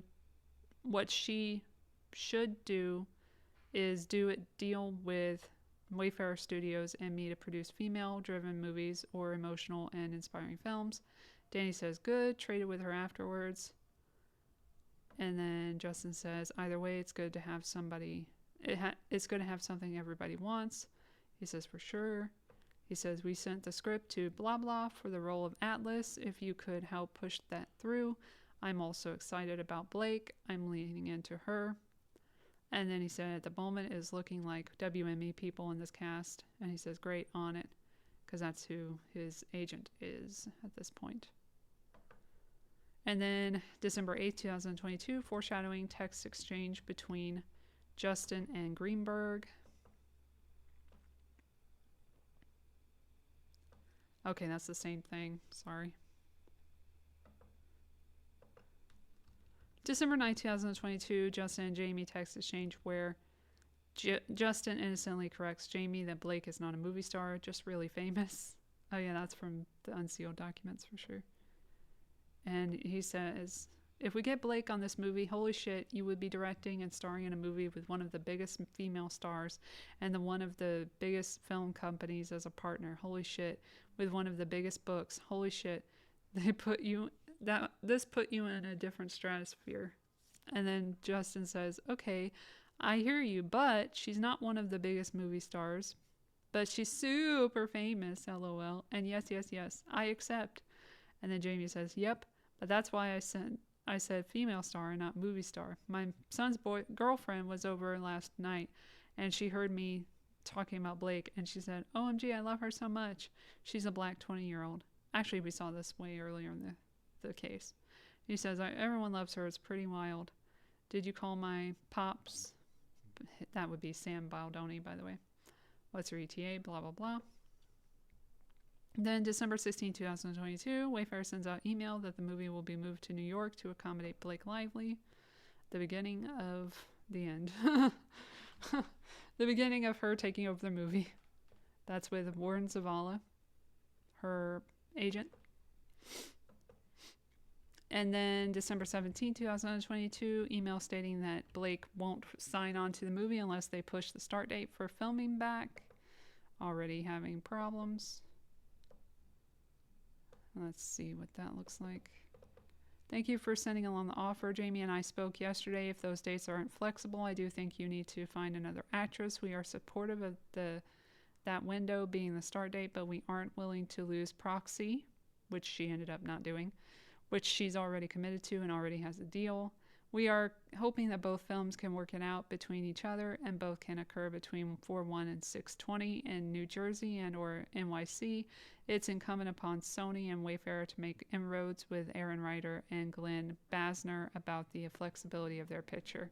Maybe it's best we table the negotiation until we have greater clarity as to whether or not there is a negotiation to be had. Hope it all works. And it did. Zavala lets Wayfarer know that Blake Lively will accept nothing less than an executive producer credit. Interesting. Fantastic job. Everyone is right. Happy New Year. Cheers to the adventure and all of you. Off we go. We're good on the financial terms for Blake. She's excited to do the film no earlier than May 18th and in New York. We can sort through a straight to streaming premium and the other particular when the attorneys get back on Tuesday. She'll accept the no less than EP credit in terms of producing, but let's continue the convo next week. And then, January 23rd, 2023, Justin and Saladino, Blake's weight trainer, text exchange where instructions are made. Just January 30th, 2023, February, Paul Feig appears on Man Enough. Oh, Feb. I don't know what Feb means, but okay. Paul Feig appears on Man Enough podcast, and that's a very illuminating episode because he's actually telling Justin to let her do what she wants to do, basically. Let me find that part. Hold on.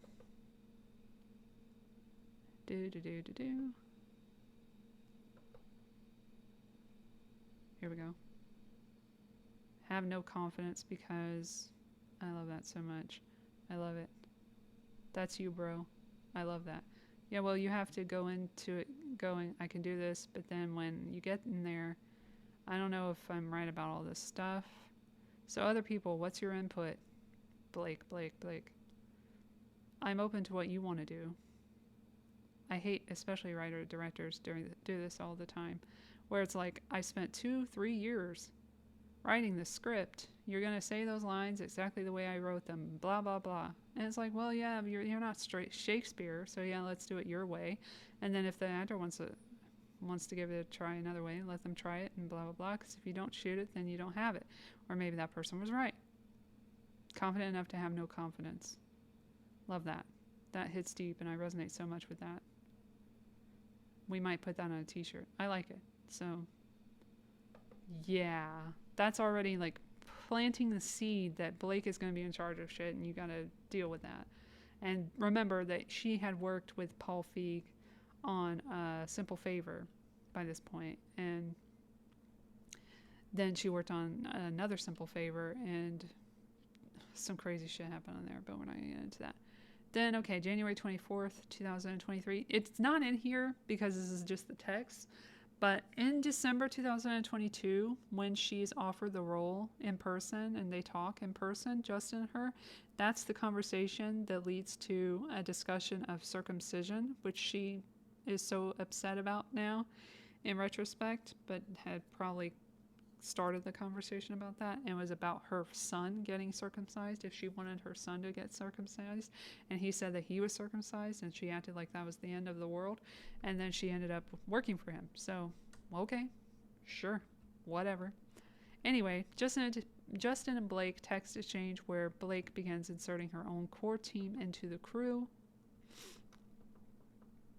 And this one should be from the new batch. I haven't even read this. Or maybe I have, I don't know. No, I haven't. Hair department head who I can vouch for 100%. She shows their res. And then she says Jersey based. He gives hearts, sending it off. She says, and you got the makeup department head one from last week else. Also right. Making sure it wasn't buried in voice memos. He says, hey, just FYI, so you're in the loop. It's double what's in budget, and budget has been steadily climbing. We are discussing. Stop making me pay more for this movie, he says. I think I'll just pay the difference if he likes it. And then she said I would chip in if we get blah blah. And that next level's our film. He says, thanks for even suggesting him. Then she says, let's see. This is all part of her taking over the movie, by the way. She's trying to put her people in who will vouch for her, who are paid by her. She's so smart. I have to give her credit. She's smart. Or Ryan's smart. Whoever came up with this was smart. Except it didn't work. Sorry. They were smarter. More stuff. Fantastic. Thank you, Blake. So helpful to go through the agent and then have your relationship. I really appreciate the effort and time you are putting into collab. Really grateful to have you on board, be getting to know you and get to work with you. Ugh. Also, the indecision for the sake of unity is that Colleen is making a video today and she will put it out 5 to 10 minutes before the official Deadline article goes out, probably tomorrow.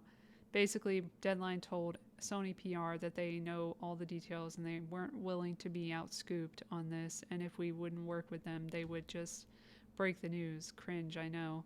So we got them to wait 2 days to do it in coordination with us as an exclusive. So now we're just gonna let Colleen scoop them if that makes sense, so her fans get it first. Her video is amazing. Dying to see! And then shows it. Okay, so that's that. Then we have January 26, 2023, Justin and Blake text exchange where Justin tells Blake she can direct the sequel, so she never had to take it over. That was their comment there. Let's see.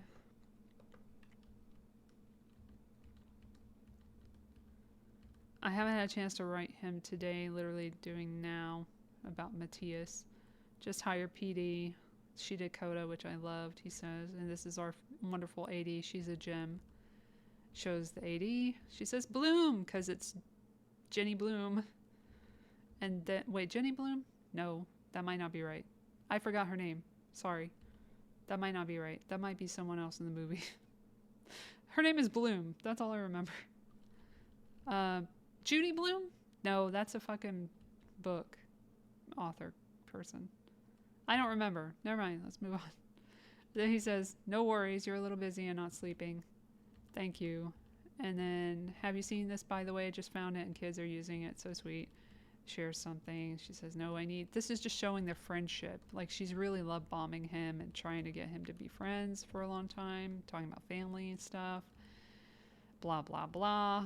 Let me see where this says the thing. Side note, was just thinking, if we ever end up doing a sequel together, you should direct it. She says, stop, you're the best. He says, I mean it. Beyond. Appreciate your partnership so much. Also, your text to Emily is so damn sweet. I guess I need Ryan's number to balance it out. I'll only harass him about pretty much everything he does that I'm a fan of. Once a day. XOXO. Night. See, they get along so well in the beginning. It's so sad. Because it's all fake. Well, at this point, I think they get along swimmingly, but I don't know if she's planning anything. It seems like she is by this point, but who knows? Then it says January 2023. Also, Colleen Hoover launches Heartbones LLC with her partner Lauren Levine.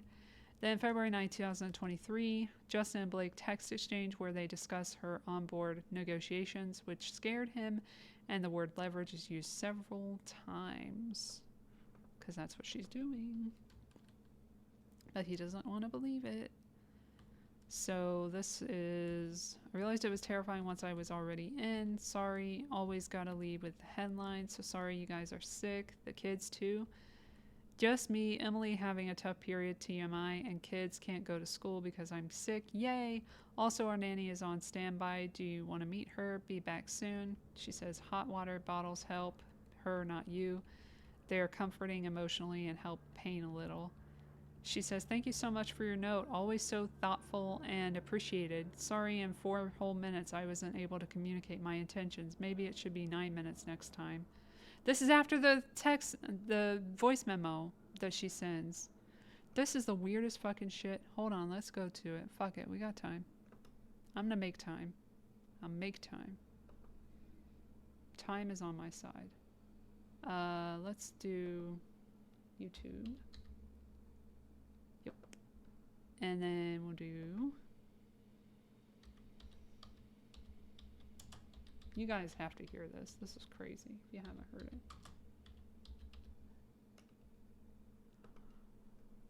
it. Here we go. All right, page 6. I'll go here. I hope you're so well. Just wanted to connect, just to put something on your radar. So between us, like this is so premature for me to even share this with you. All good stuff. Headline is great stuff. Just read it, because like you don't want to listen to the whole thing like in the normal speed. But I was talking to Ryan and I was like, I don't know if I should share this, but he was like, you guys have such a great trust, fill him in. But basically the movie I'm doing before Proxy, I sat down with the director and he was great and so lovely and I'm so excited to work with him. We were just talking about how we have very little time to prep and, it's a lot of work. And he was like, is there any way you can get the other movie to push? Like, I just feel like I need more time. And I was like, that ship is so sailed. And, and I've been, really, really under it. I don't talk to him like I talk to you. So I haven't told him like how stressed I've been with not having a baby nurse. I still don't have one, by the way. I found someone in, I don't talk to him like I talk to you. Let's go back to that. Let's really live in that. Not having a baby nurse. I still don't have one, by the way. I found someone and she's only available for like 5 days. But anyway, still not have a baby nurse. Just the idea of going back to work right away. And also the idea of like, prepping for our movie and like wanting to work out every day and all that, but yet being on set all day every day. I'm like, what have I done? Sorry, like the only reason that I'm doing Proxy before is because I... Hold on. Let's go back. Not having a baby nurse. I still don't have one, by the way. I found someone and she's only available for like 5 days. But really under it. I don't talk to him like I talk to you. So I haven't told him like how stressed I've been with not having a baby nurse. I still don't have one, by the way. I found someone and she's only available for like 5 days. But anyway, still not have a baby nurse. Just the idea of going back to work right away. And also the idea of like, prepping for our movie and like wanting to work out every day and all that, but yet being on set all day every day. I'm like, what have I done? Like the only reason that I'm doing Proxy before is because I gave them my word and I wouldn't go back on that and felt like I had to make it work. But like having a week off in between, it's just a lot. It's a lot. And the closer the reality gets, the more I'm just like panicking about that because I'd really like to just focus on our movie. So anyway, when I saw that he was asking for more time, I was just like, I have a crazy idea, but like, what if we went in September? Like I'll do this movie with you, but like I just feel like I need more time before I go back to work, and I need more like shooting in April, shooting in March is just too soon after having a baby and not sleeping, wanting to be in my best shape and all that. So anyway, I'm trying to work on that, and I think that's a possibility. So I just wanted to let you know that like, in case you wanted to go a couple weeks earlier, you're welcome to. And obviously there's selfish reasons I'm telling you this. Like I know that our schedule is scheduled. I'm not trying to move anything. But like if by chance you're like, oh my God, if I could go 2 weeks earlier, that would actually be great, then amazing. And if it is what it is, then it is what it is. But selfishly, what I would love about that is that, Ryan and I have also been really stressed about spending a month apart. And, I just, so none of it's your problem. That's what I'm talking to as a friend at this point more than anything. But the idea of spending all of June apart is just a lot. And the most we've ever done is less than 2 weeks. So our girls got out of school, I think I mentioned to you, on June 16th. We were going to originally go to London June 17th. But now I think with our schedule, we're not done until like June 29th or so. So, selfishly, if we could go a couple weeks earlier, we could stick to our original plan and leave for London right after the girls get out of school, which would be amazing. And maybe that's like nicer for you, or maybe you're like, why are you saying this? This is like horrifying that you're mentioning us starting 2 weeks earlier. But anyway, I just wanted to mention it. But I just, having until the beginning of May is really important to me because I don't feel like I could pull it off any sooner than that. And I was really stressed. So I think that I can gracefully make this shift happen because our director feels aligned with it. It's something that I could have done selfishly, but anyway, I told you in 4 minutes what I could have told you in 30 seconds, but please, again, keep this between us because as of now, this movie's still shooting in 6 weeks, 5 weeks, whenever it is. I think it's 6 weeks. So nothing has changed, but I just sort of wanted to get your temperature on and all that. Okay, cool. So nice talking to you. Not talking to you. This is so sad. This is my social interaction these days, is talking into voice memos. Okay, I hope you're well. Send my love to your family who don't know me. Take care, bye. If only they kept not knowing you. Anyway. So yeah, that's what happened there. Oh crap. Okay, I have to click on it again, don't I? Okay, that's fine. Let's go back. Okay. Shit. Hold on.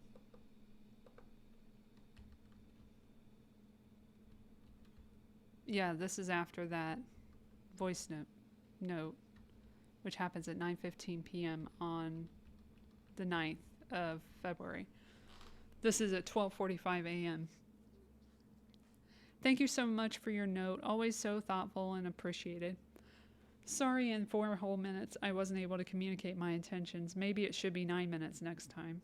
Would never leverage. The opposite. I was nervous to share with you it because it's premature, but I wanted to keep you in the loop because I trust our communication, and it felt like a big thing that would be strange not to share, especially because the reasons why I don't want to do that movie now are mostly because of our film, and baby in big part, but even that element relates to our film.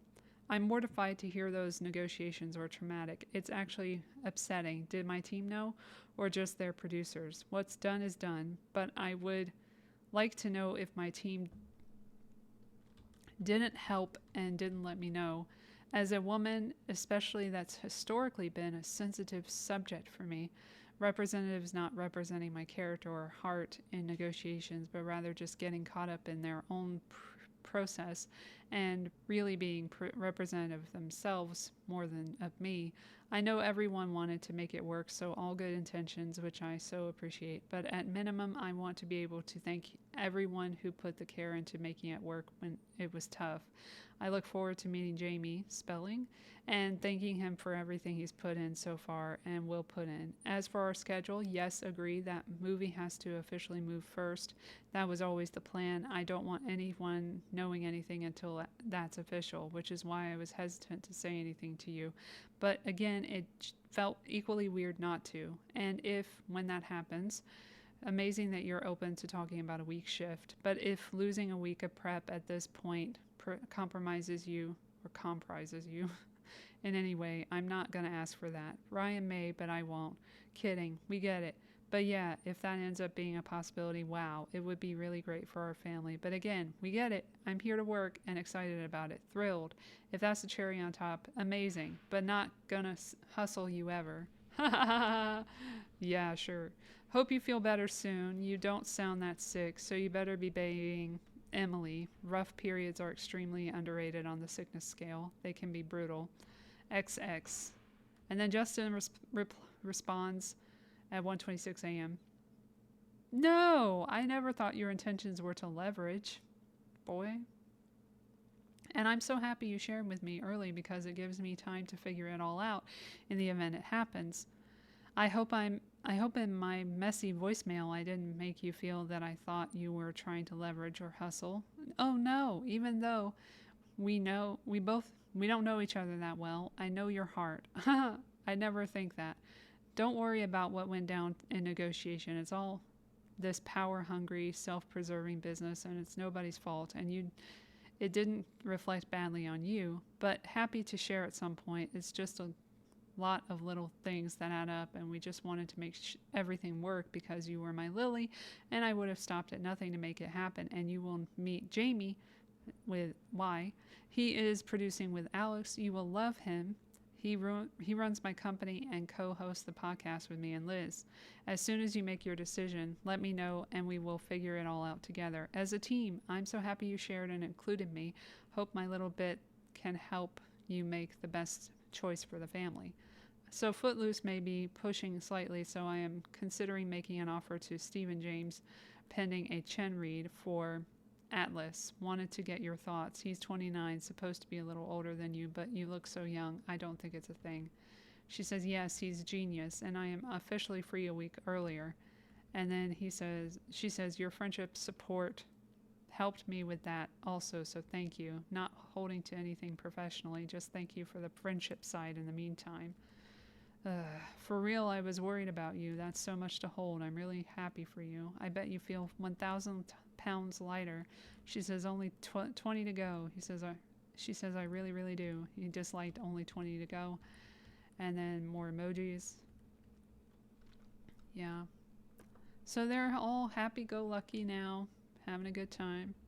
Then February 16th, 2023, Justin and Blake text exchange where Blake asks to do body scenes at the end. So she's already putting that out there. She's like, I gotta get into shape, blah, blah, blah. February 17, 2023, Warren Zavala, Justin Stone, and Blake text exchange where she begins manipulating them to ensure the body scenes are moved. It's February 19, 2023, Justin sends a group email proving he is man enough to apologize when he feels he has hurt someone. Let's see that. I don't remember that one.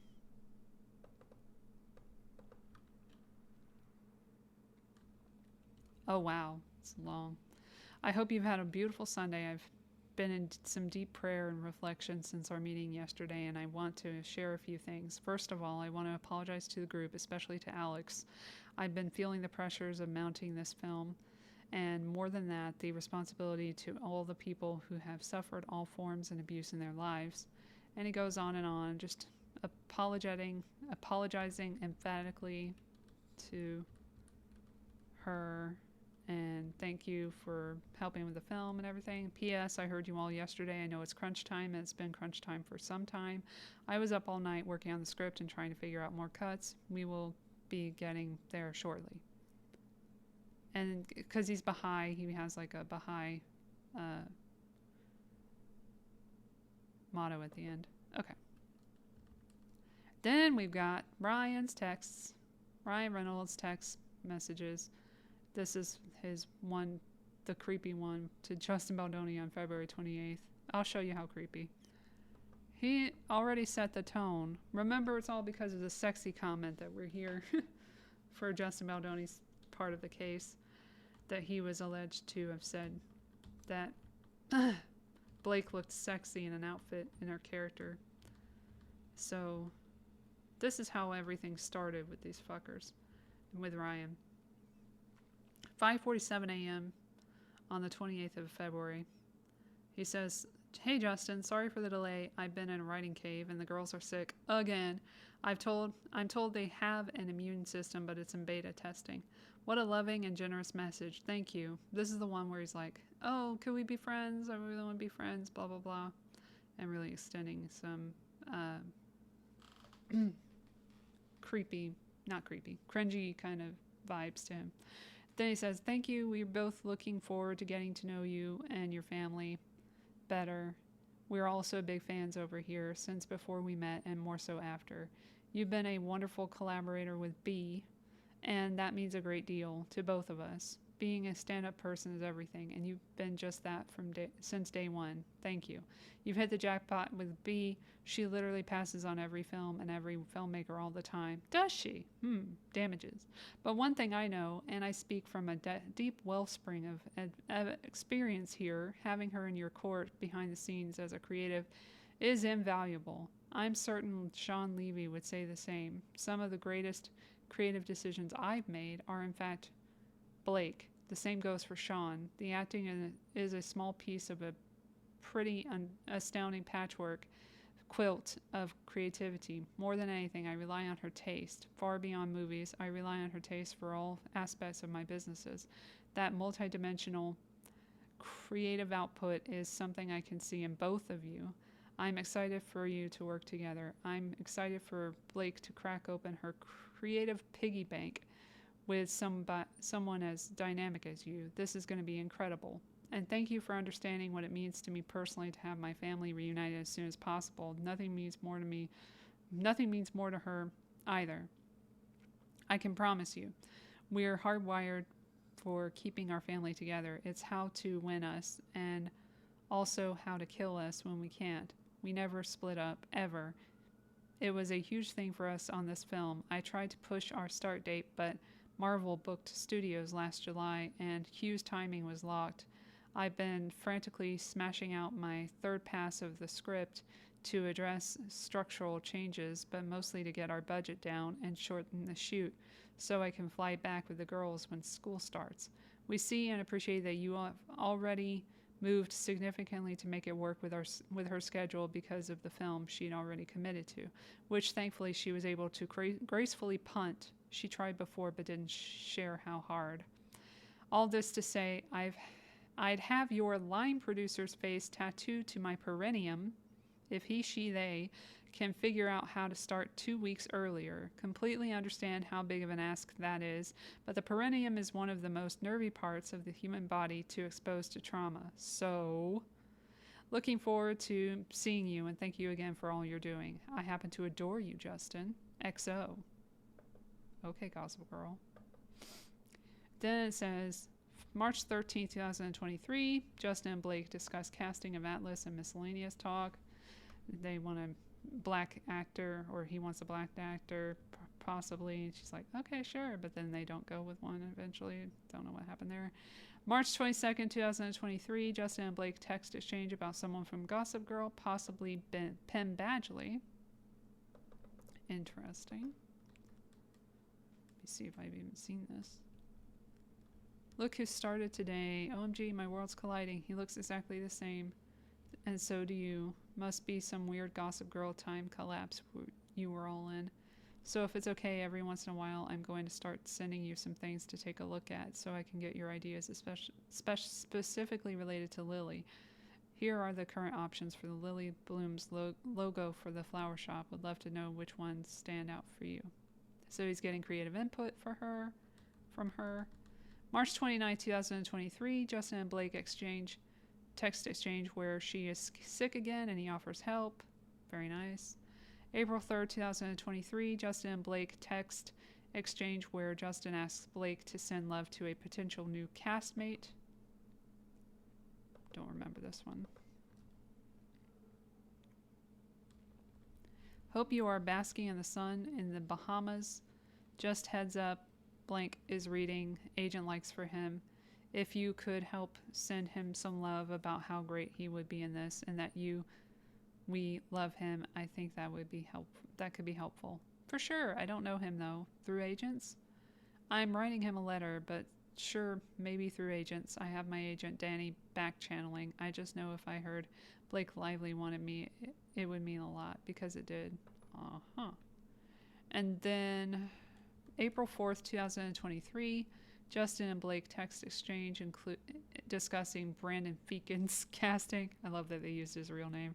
And she declines to meet the intimacy coordinator. This is a big, big deal. Because she made a big deal out of the intimacy coordinator thing. Even though she was, improvising, kissing, and also grabbed a dude's balls in one of her earlier films. In A Simple Favor. So excited about Brandon. Great work. Looking forward to diving into the script with you and getting to work next week. B says XX. And then he says, anyone you know, have wanted to work with, we should have shot at. Manager said not for her. From this list, blah, blah, blah. Casting. And yeah, there you go. More casting stuff. So then they work very well together and everything. Oh wait, the intimacy coordinator is in there. Let's find that. Hold on. Where's that?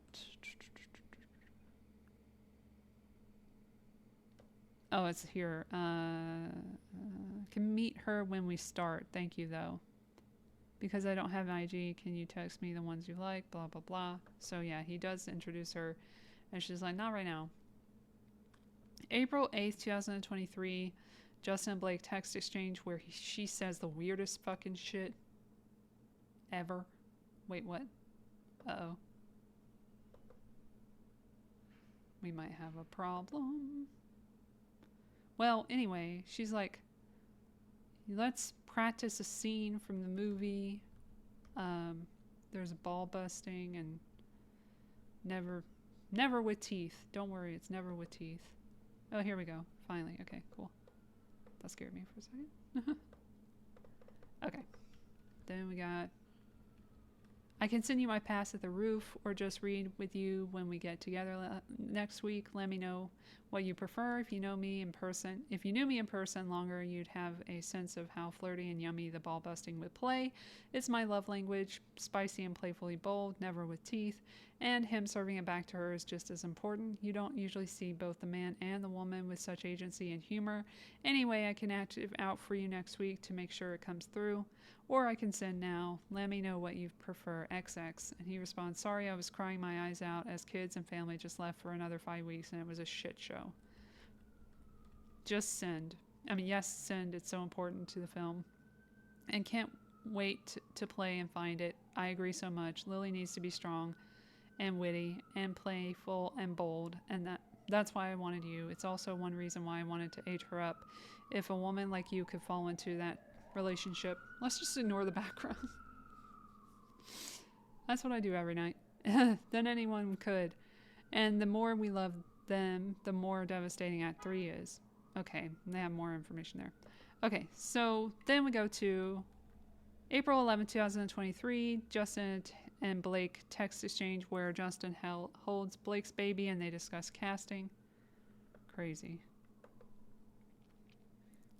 This is all after the circumcision stuff that happened pre-production, before they worked together, that she was upset about enough to put in a complaint.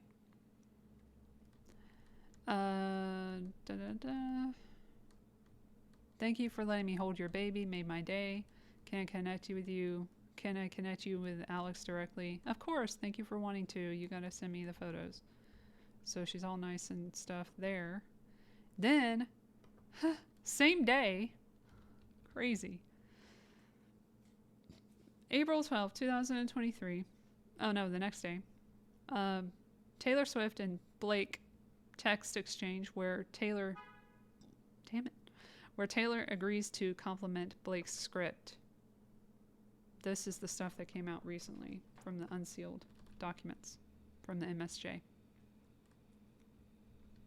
If we get here with this doofus director of my movie, if you get here with this doofus director of my movie I don't know what the W means. Hold on.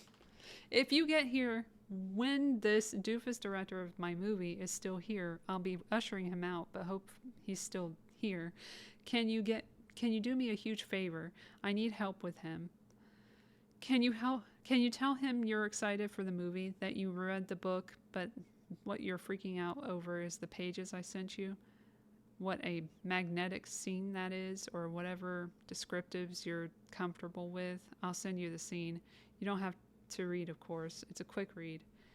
He's a clown and thinks he's a writer now and got this rewrite and told me he appreciates my passion. That's it. So having the greatest living storyteller unknowingly echo to him how much you love what we're doing, giving him credit as if he wrote them with me, will go such a long way.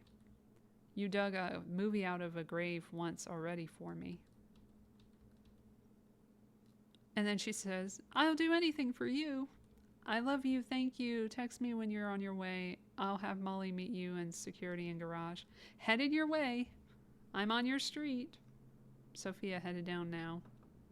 They're so gross. Ugh. Then, April 12th, 2023, Taylor Swift and Blake Lively text exchange where they discuss how they deceived Justin. And this is like the smoking gun shit with this bitch. Because nothing has, other than obviously the initial circumcision conversation. Oh shit.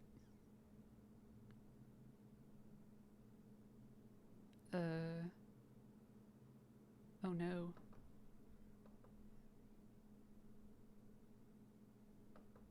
Empty trash. Oh no. Oh no. Okay, we're good. I've been going a long time and I had to free up some disk space there, so we're doing it live. Okay. The Taylor Swift tests. They're the best. And I think we're going to end on these because we don't have time to go into more of the details. But I'll do more, like, if you want me to, I'll do more, like, text, because there's a bunch to read. So I'll just do this another day and start where I left off. So, yeah, I'll do that for you guys. But here we're going to wrap it up because of my disk space problem. Because I've been going a long time. All right, so Blake says, you were so epically heroic today. I recapped every moment to Ryan. I kept remembering stuff, you making shit up about me and lenses, and referring to yourself as my doll. This clown falling for all of it, but also resisting it. You are the world's absolute greatest friend ever. I won the lottery. And then Taylor says, I won the lottery. You are the coolest person in the world, and you like me. Aladdin gif, and then B says, the most bonkers part to me is him saying to you he doesn't know pop culture made me more mad than anything he's done to me, including the circumcision conversation that she's made such a big deal out of. What other thing has he done to her? But okay. His entire brand is disassembling toxic masculinity. It's actually not. He monetizes it. He does TED Talks, but says that to you. Not only is it so rude, but it's untrue. The thing that enraged me is you are in an absolute league of your own to being both the most popular artist alive and one of all time, but also the most respected and awarded. Popularity doesn't normally coincide with laurels, and in very few cases it does. Steven Spielberg, for example, there's one. Do you think for a moment he would have felt comfortable saying that to him, even if he didn't know his work? You would never make a point to say to Steven Spielberg about his work that you don't know it because you don't know pop culture. Yeah, but he's also like, I mean, it's funny she would bring him up when he's accused of some things. That's very similar to dudes that she hangs out with a lot. And then she says, I've been raging ever since. Even though I know it all comes from what you said perfectly. He just so wants to be in the room, but has to act like he doesn't. I see it. I understand that it's opposite day with him. He's so green, he thinks that's what makes him cool enough to fit in, when in fact it's fucking enthusiasm, fandom, and respect for those killing it that shows you're confident with where you are in life. I've also been raging at the NYU thing. I honestly want to retroactively take you out to dinner to celebrate that. You deserve to be studied. You are a human masterclass. Fuck yes, they see it. I've been digging up hatchets. I'll stop now. I love you and R and my babies and get more protective about your hearts than mine sometimes. I'm so much less forgiving when it comes to someone messing with someone I love than when someone messes with me. I'm done. I just love you and am so ecstatic for you and grateful for you today. That was stupid fun. So yeah, she's just like talking behind his back about this shit. Oh, and then we'll end on this one because this is a Ryan text that's really fucking great too. Same day. They are so fucking gross because they're behind his back. They're saying this shit, but to his front, they're like, hey, we love you, blah, blah, blah. And then this is Ryan Reynolds on the same day. I'm a little baffled by Mr. Baldoni. I would love any guidance at some point. And then Liz Plank, rats, I tried to warn Blake on the red flags, but was hoping he had gotten better. I'm on a shoot right now. Want me to call you after? Ryan says, sure, zero pressure. We can chat tomorrow. And sigh. And then Liz says, ugh, I'm sorry, Ryan. Working on his set was truly one of the worst days of my life, but it's survivable and I'll help. Call me anytime tomorrow. Meanwhile, she fucking worked with him. Hold on, let me go to Man Enough. At that same time. Hold on. Where the fuck is this? Is that it? Yeah. That's it. Okay. This was 2023. I'm trying to find where it would be. Was that a year ago? Damn. That's more than a year ago. So it would be less than 2 years, though. I don't know. Here she is.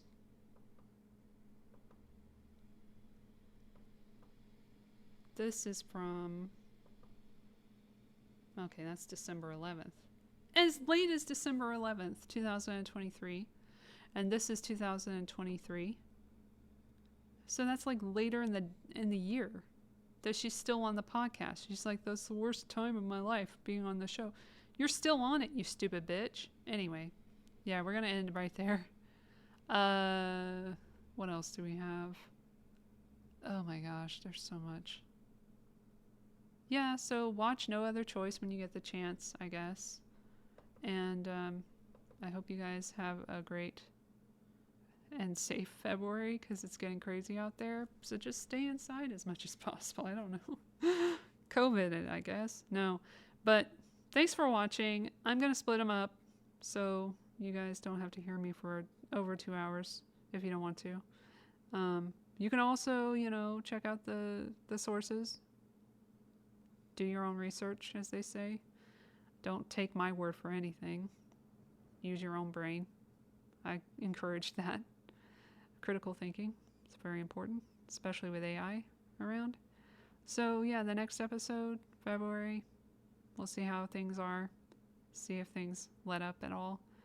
And yeah, shout out to Elon again, who's in the Epstein Files again. And Kimball, his human trafficking, allegedly, brother. So that's crazy. A very Hunter Biden-esque of him, but okay. Yeah, so 2.5 hours. I think we got a lot covered. And yeah, this is the case that keeps on giving every day. I'm going to do more about it, even if you don't want it. I'll put it separate or something. But yeah, thanks for listening and watching. And follow the show and like and subscribe. I never say that. And go to my Twitter at Elle Latham and like stuff there. And retweet shit if you want. And share. Please share. I do this on my own now, so I'm trying to get more people involved, but yeah. Here's again the website, you know what I mean, the channel that you're on. So yeah, do your thing. And yeah. Have a nice shutdown. We'll see how that went later. Bye. Oh, farewell. I don't say bye anymore because that means goodbye, God be with you. And I'm trying not to say that because it's very Christian. And I'm not Christian. I don't believe in God necessarily. I don't believe that there's no God, and I don't believe there is a God because I'm like, I need evidence of everything.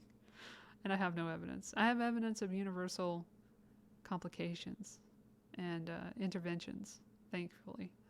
I am very grateful to the universe, but I don't ascribe that to a particular being. So that's where I'm at. Anyway, nobody asked. I tell you, nobody asked. All right. Bye. Dang it. I did it again. Fuck. Okay. Farewell. Frick.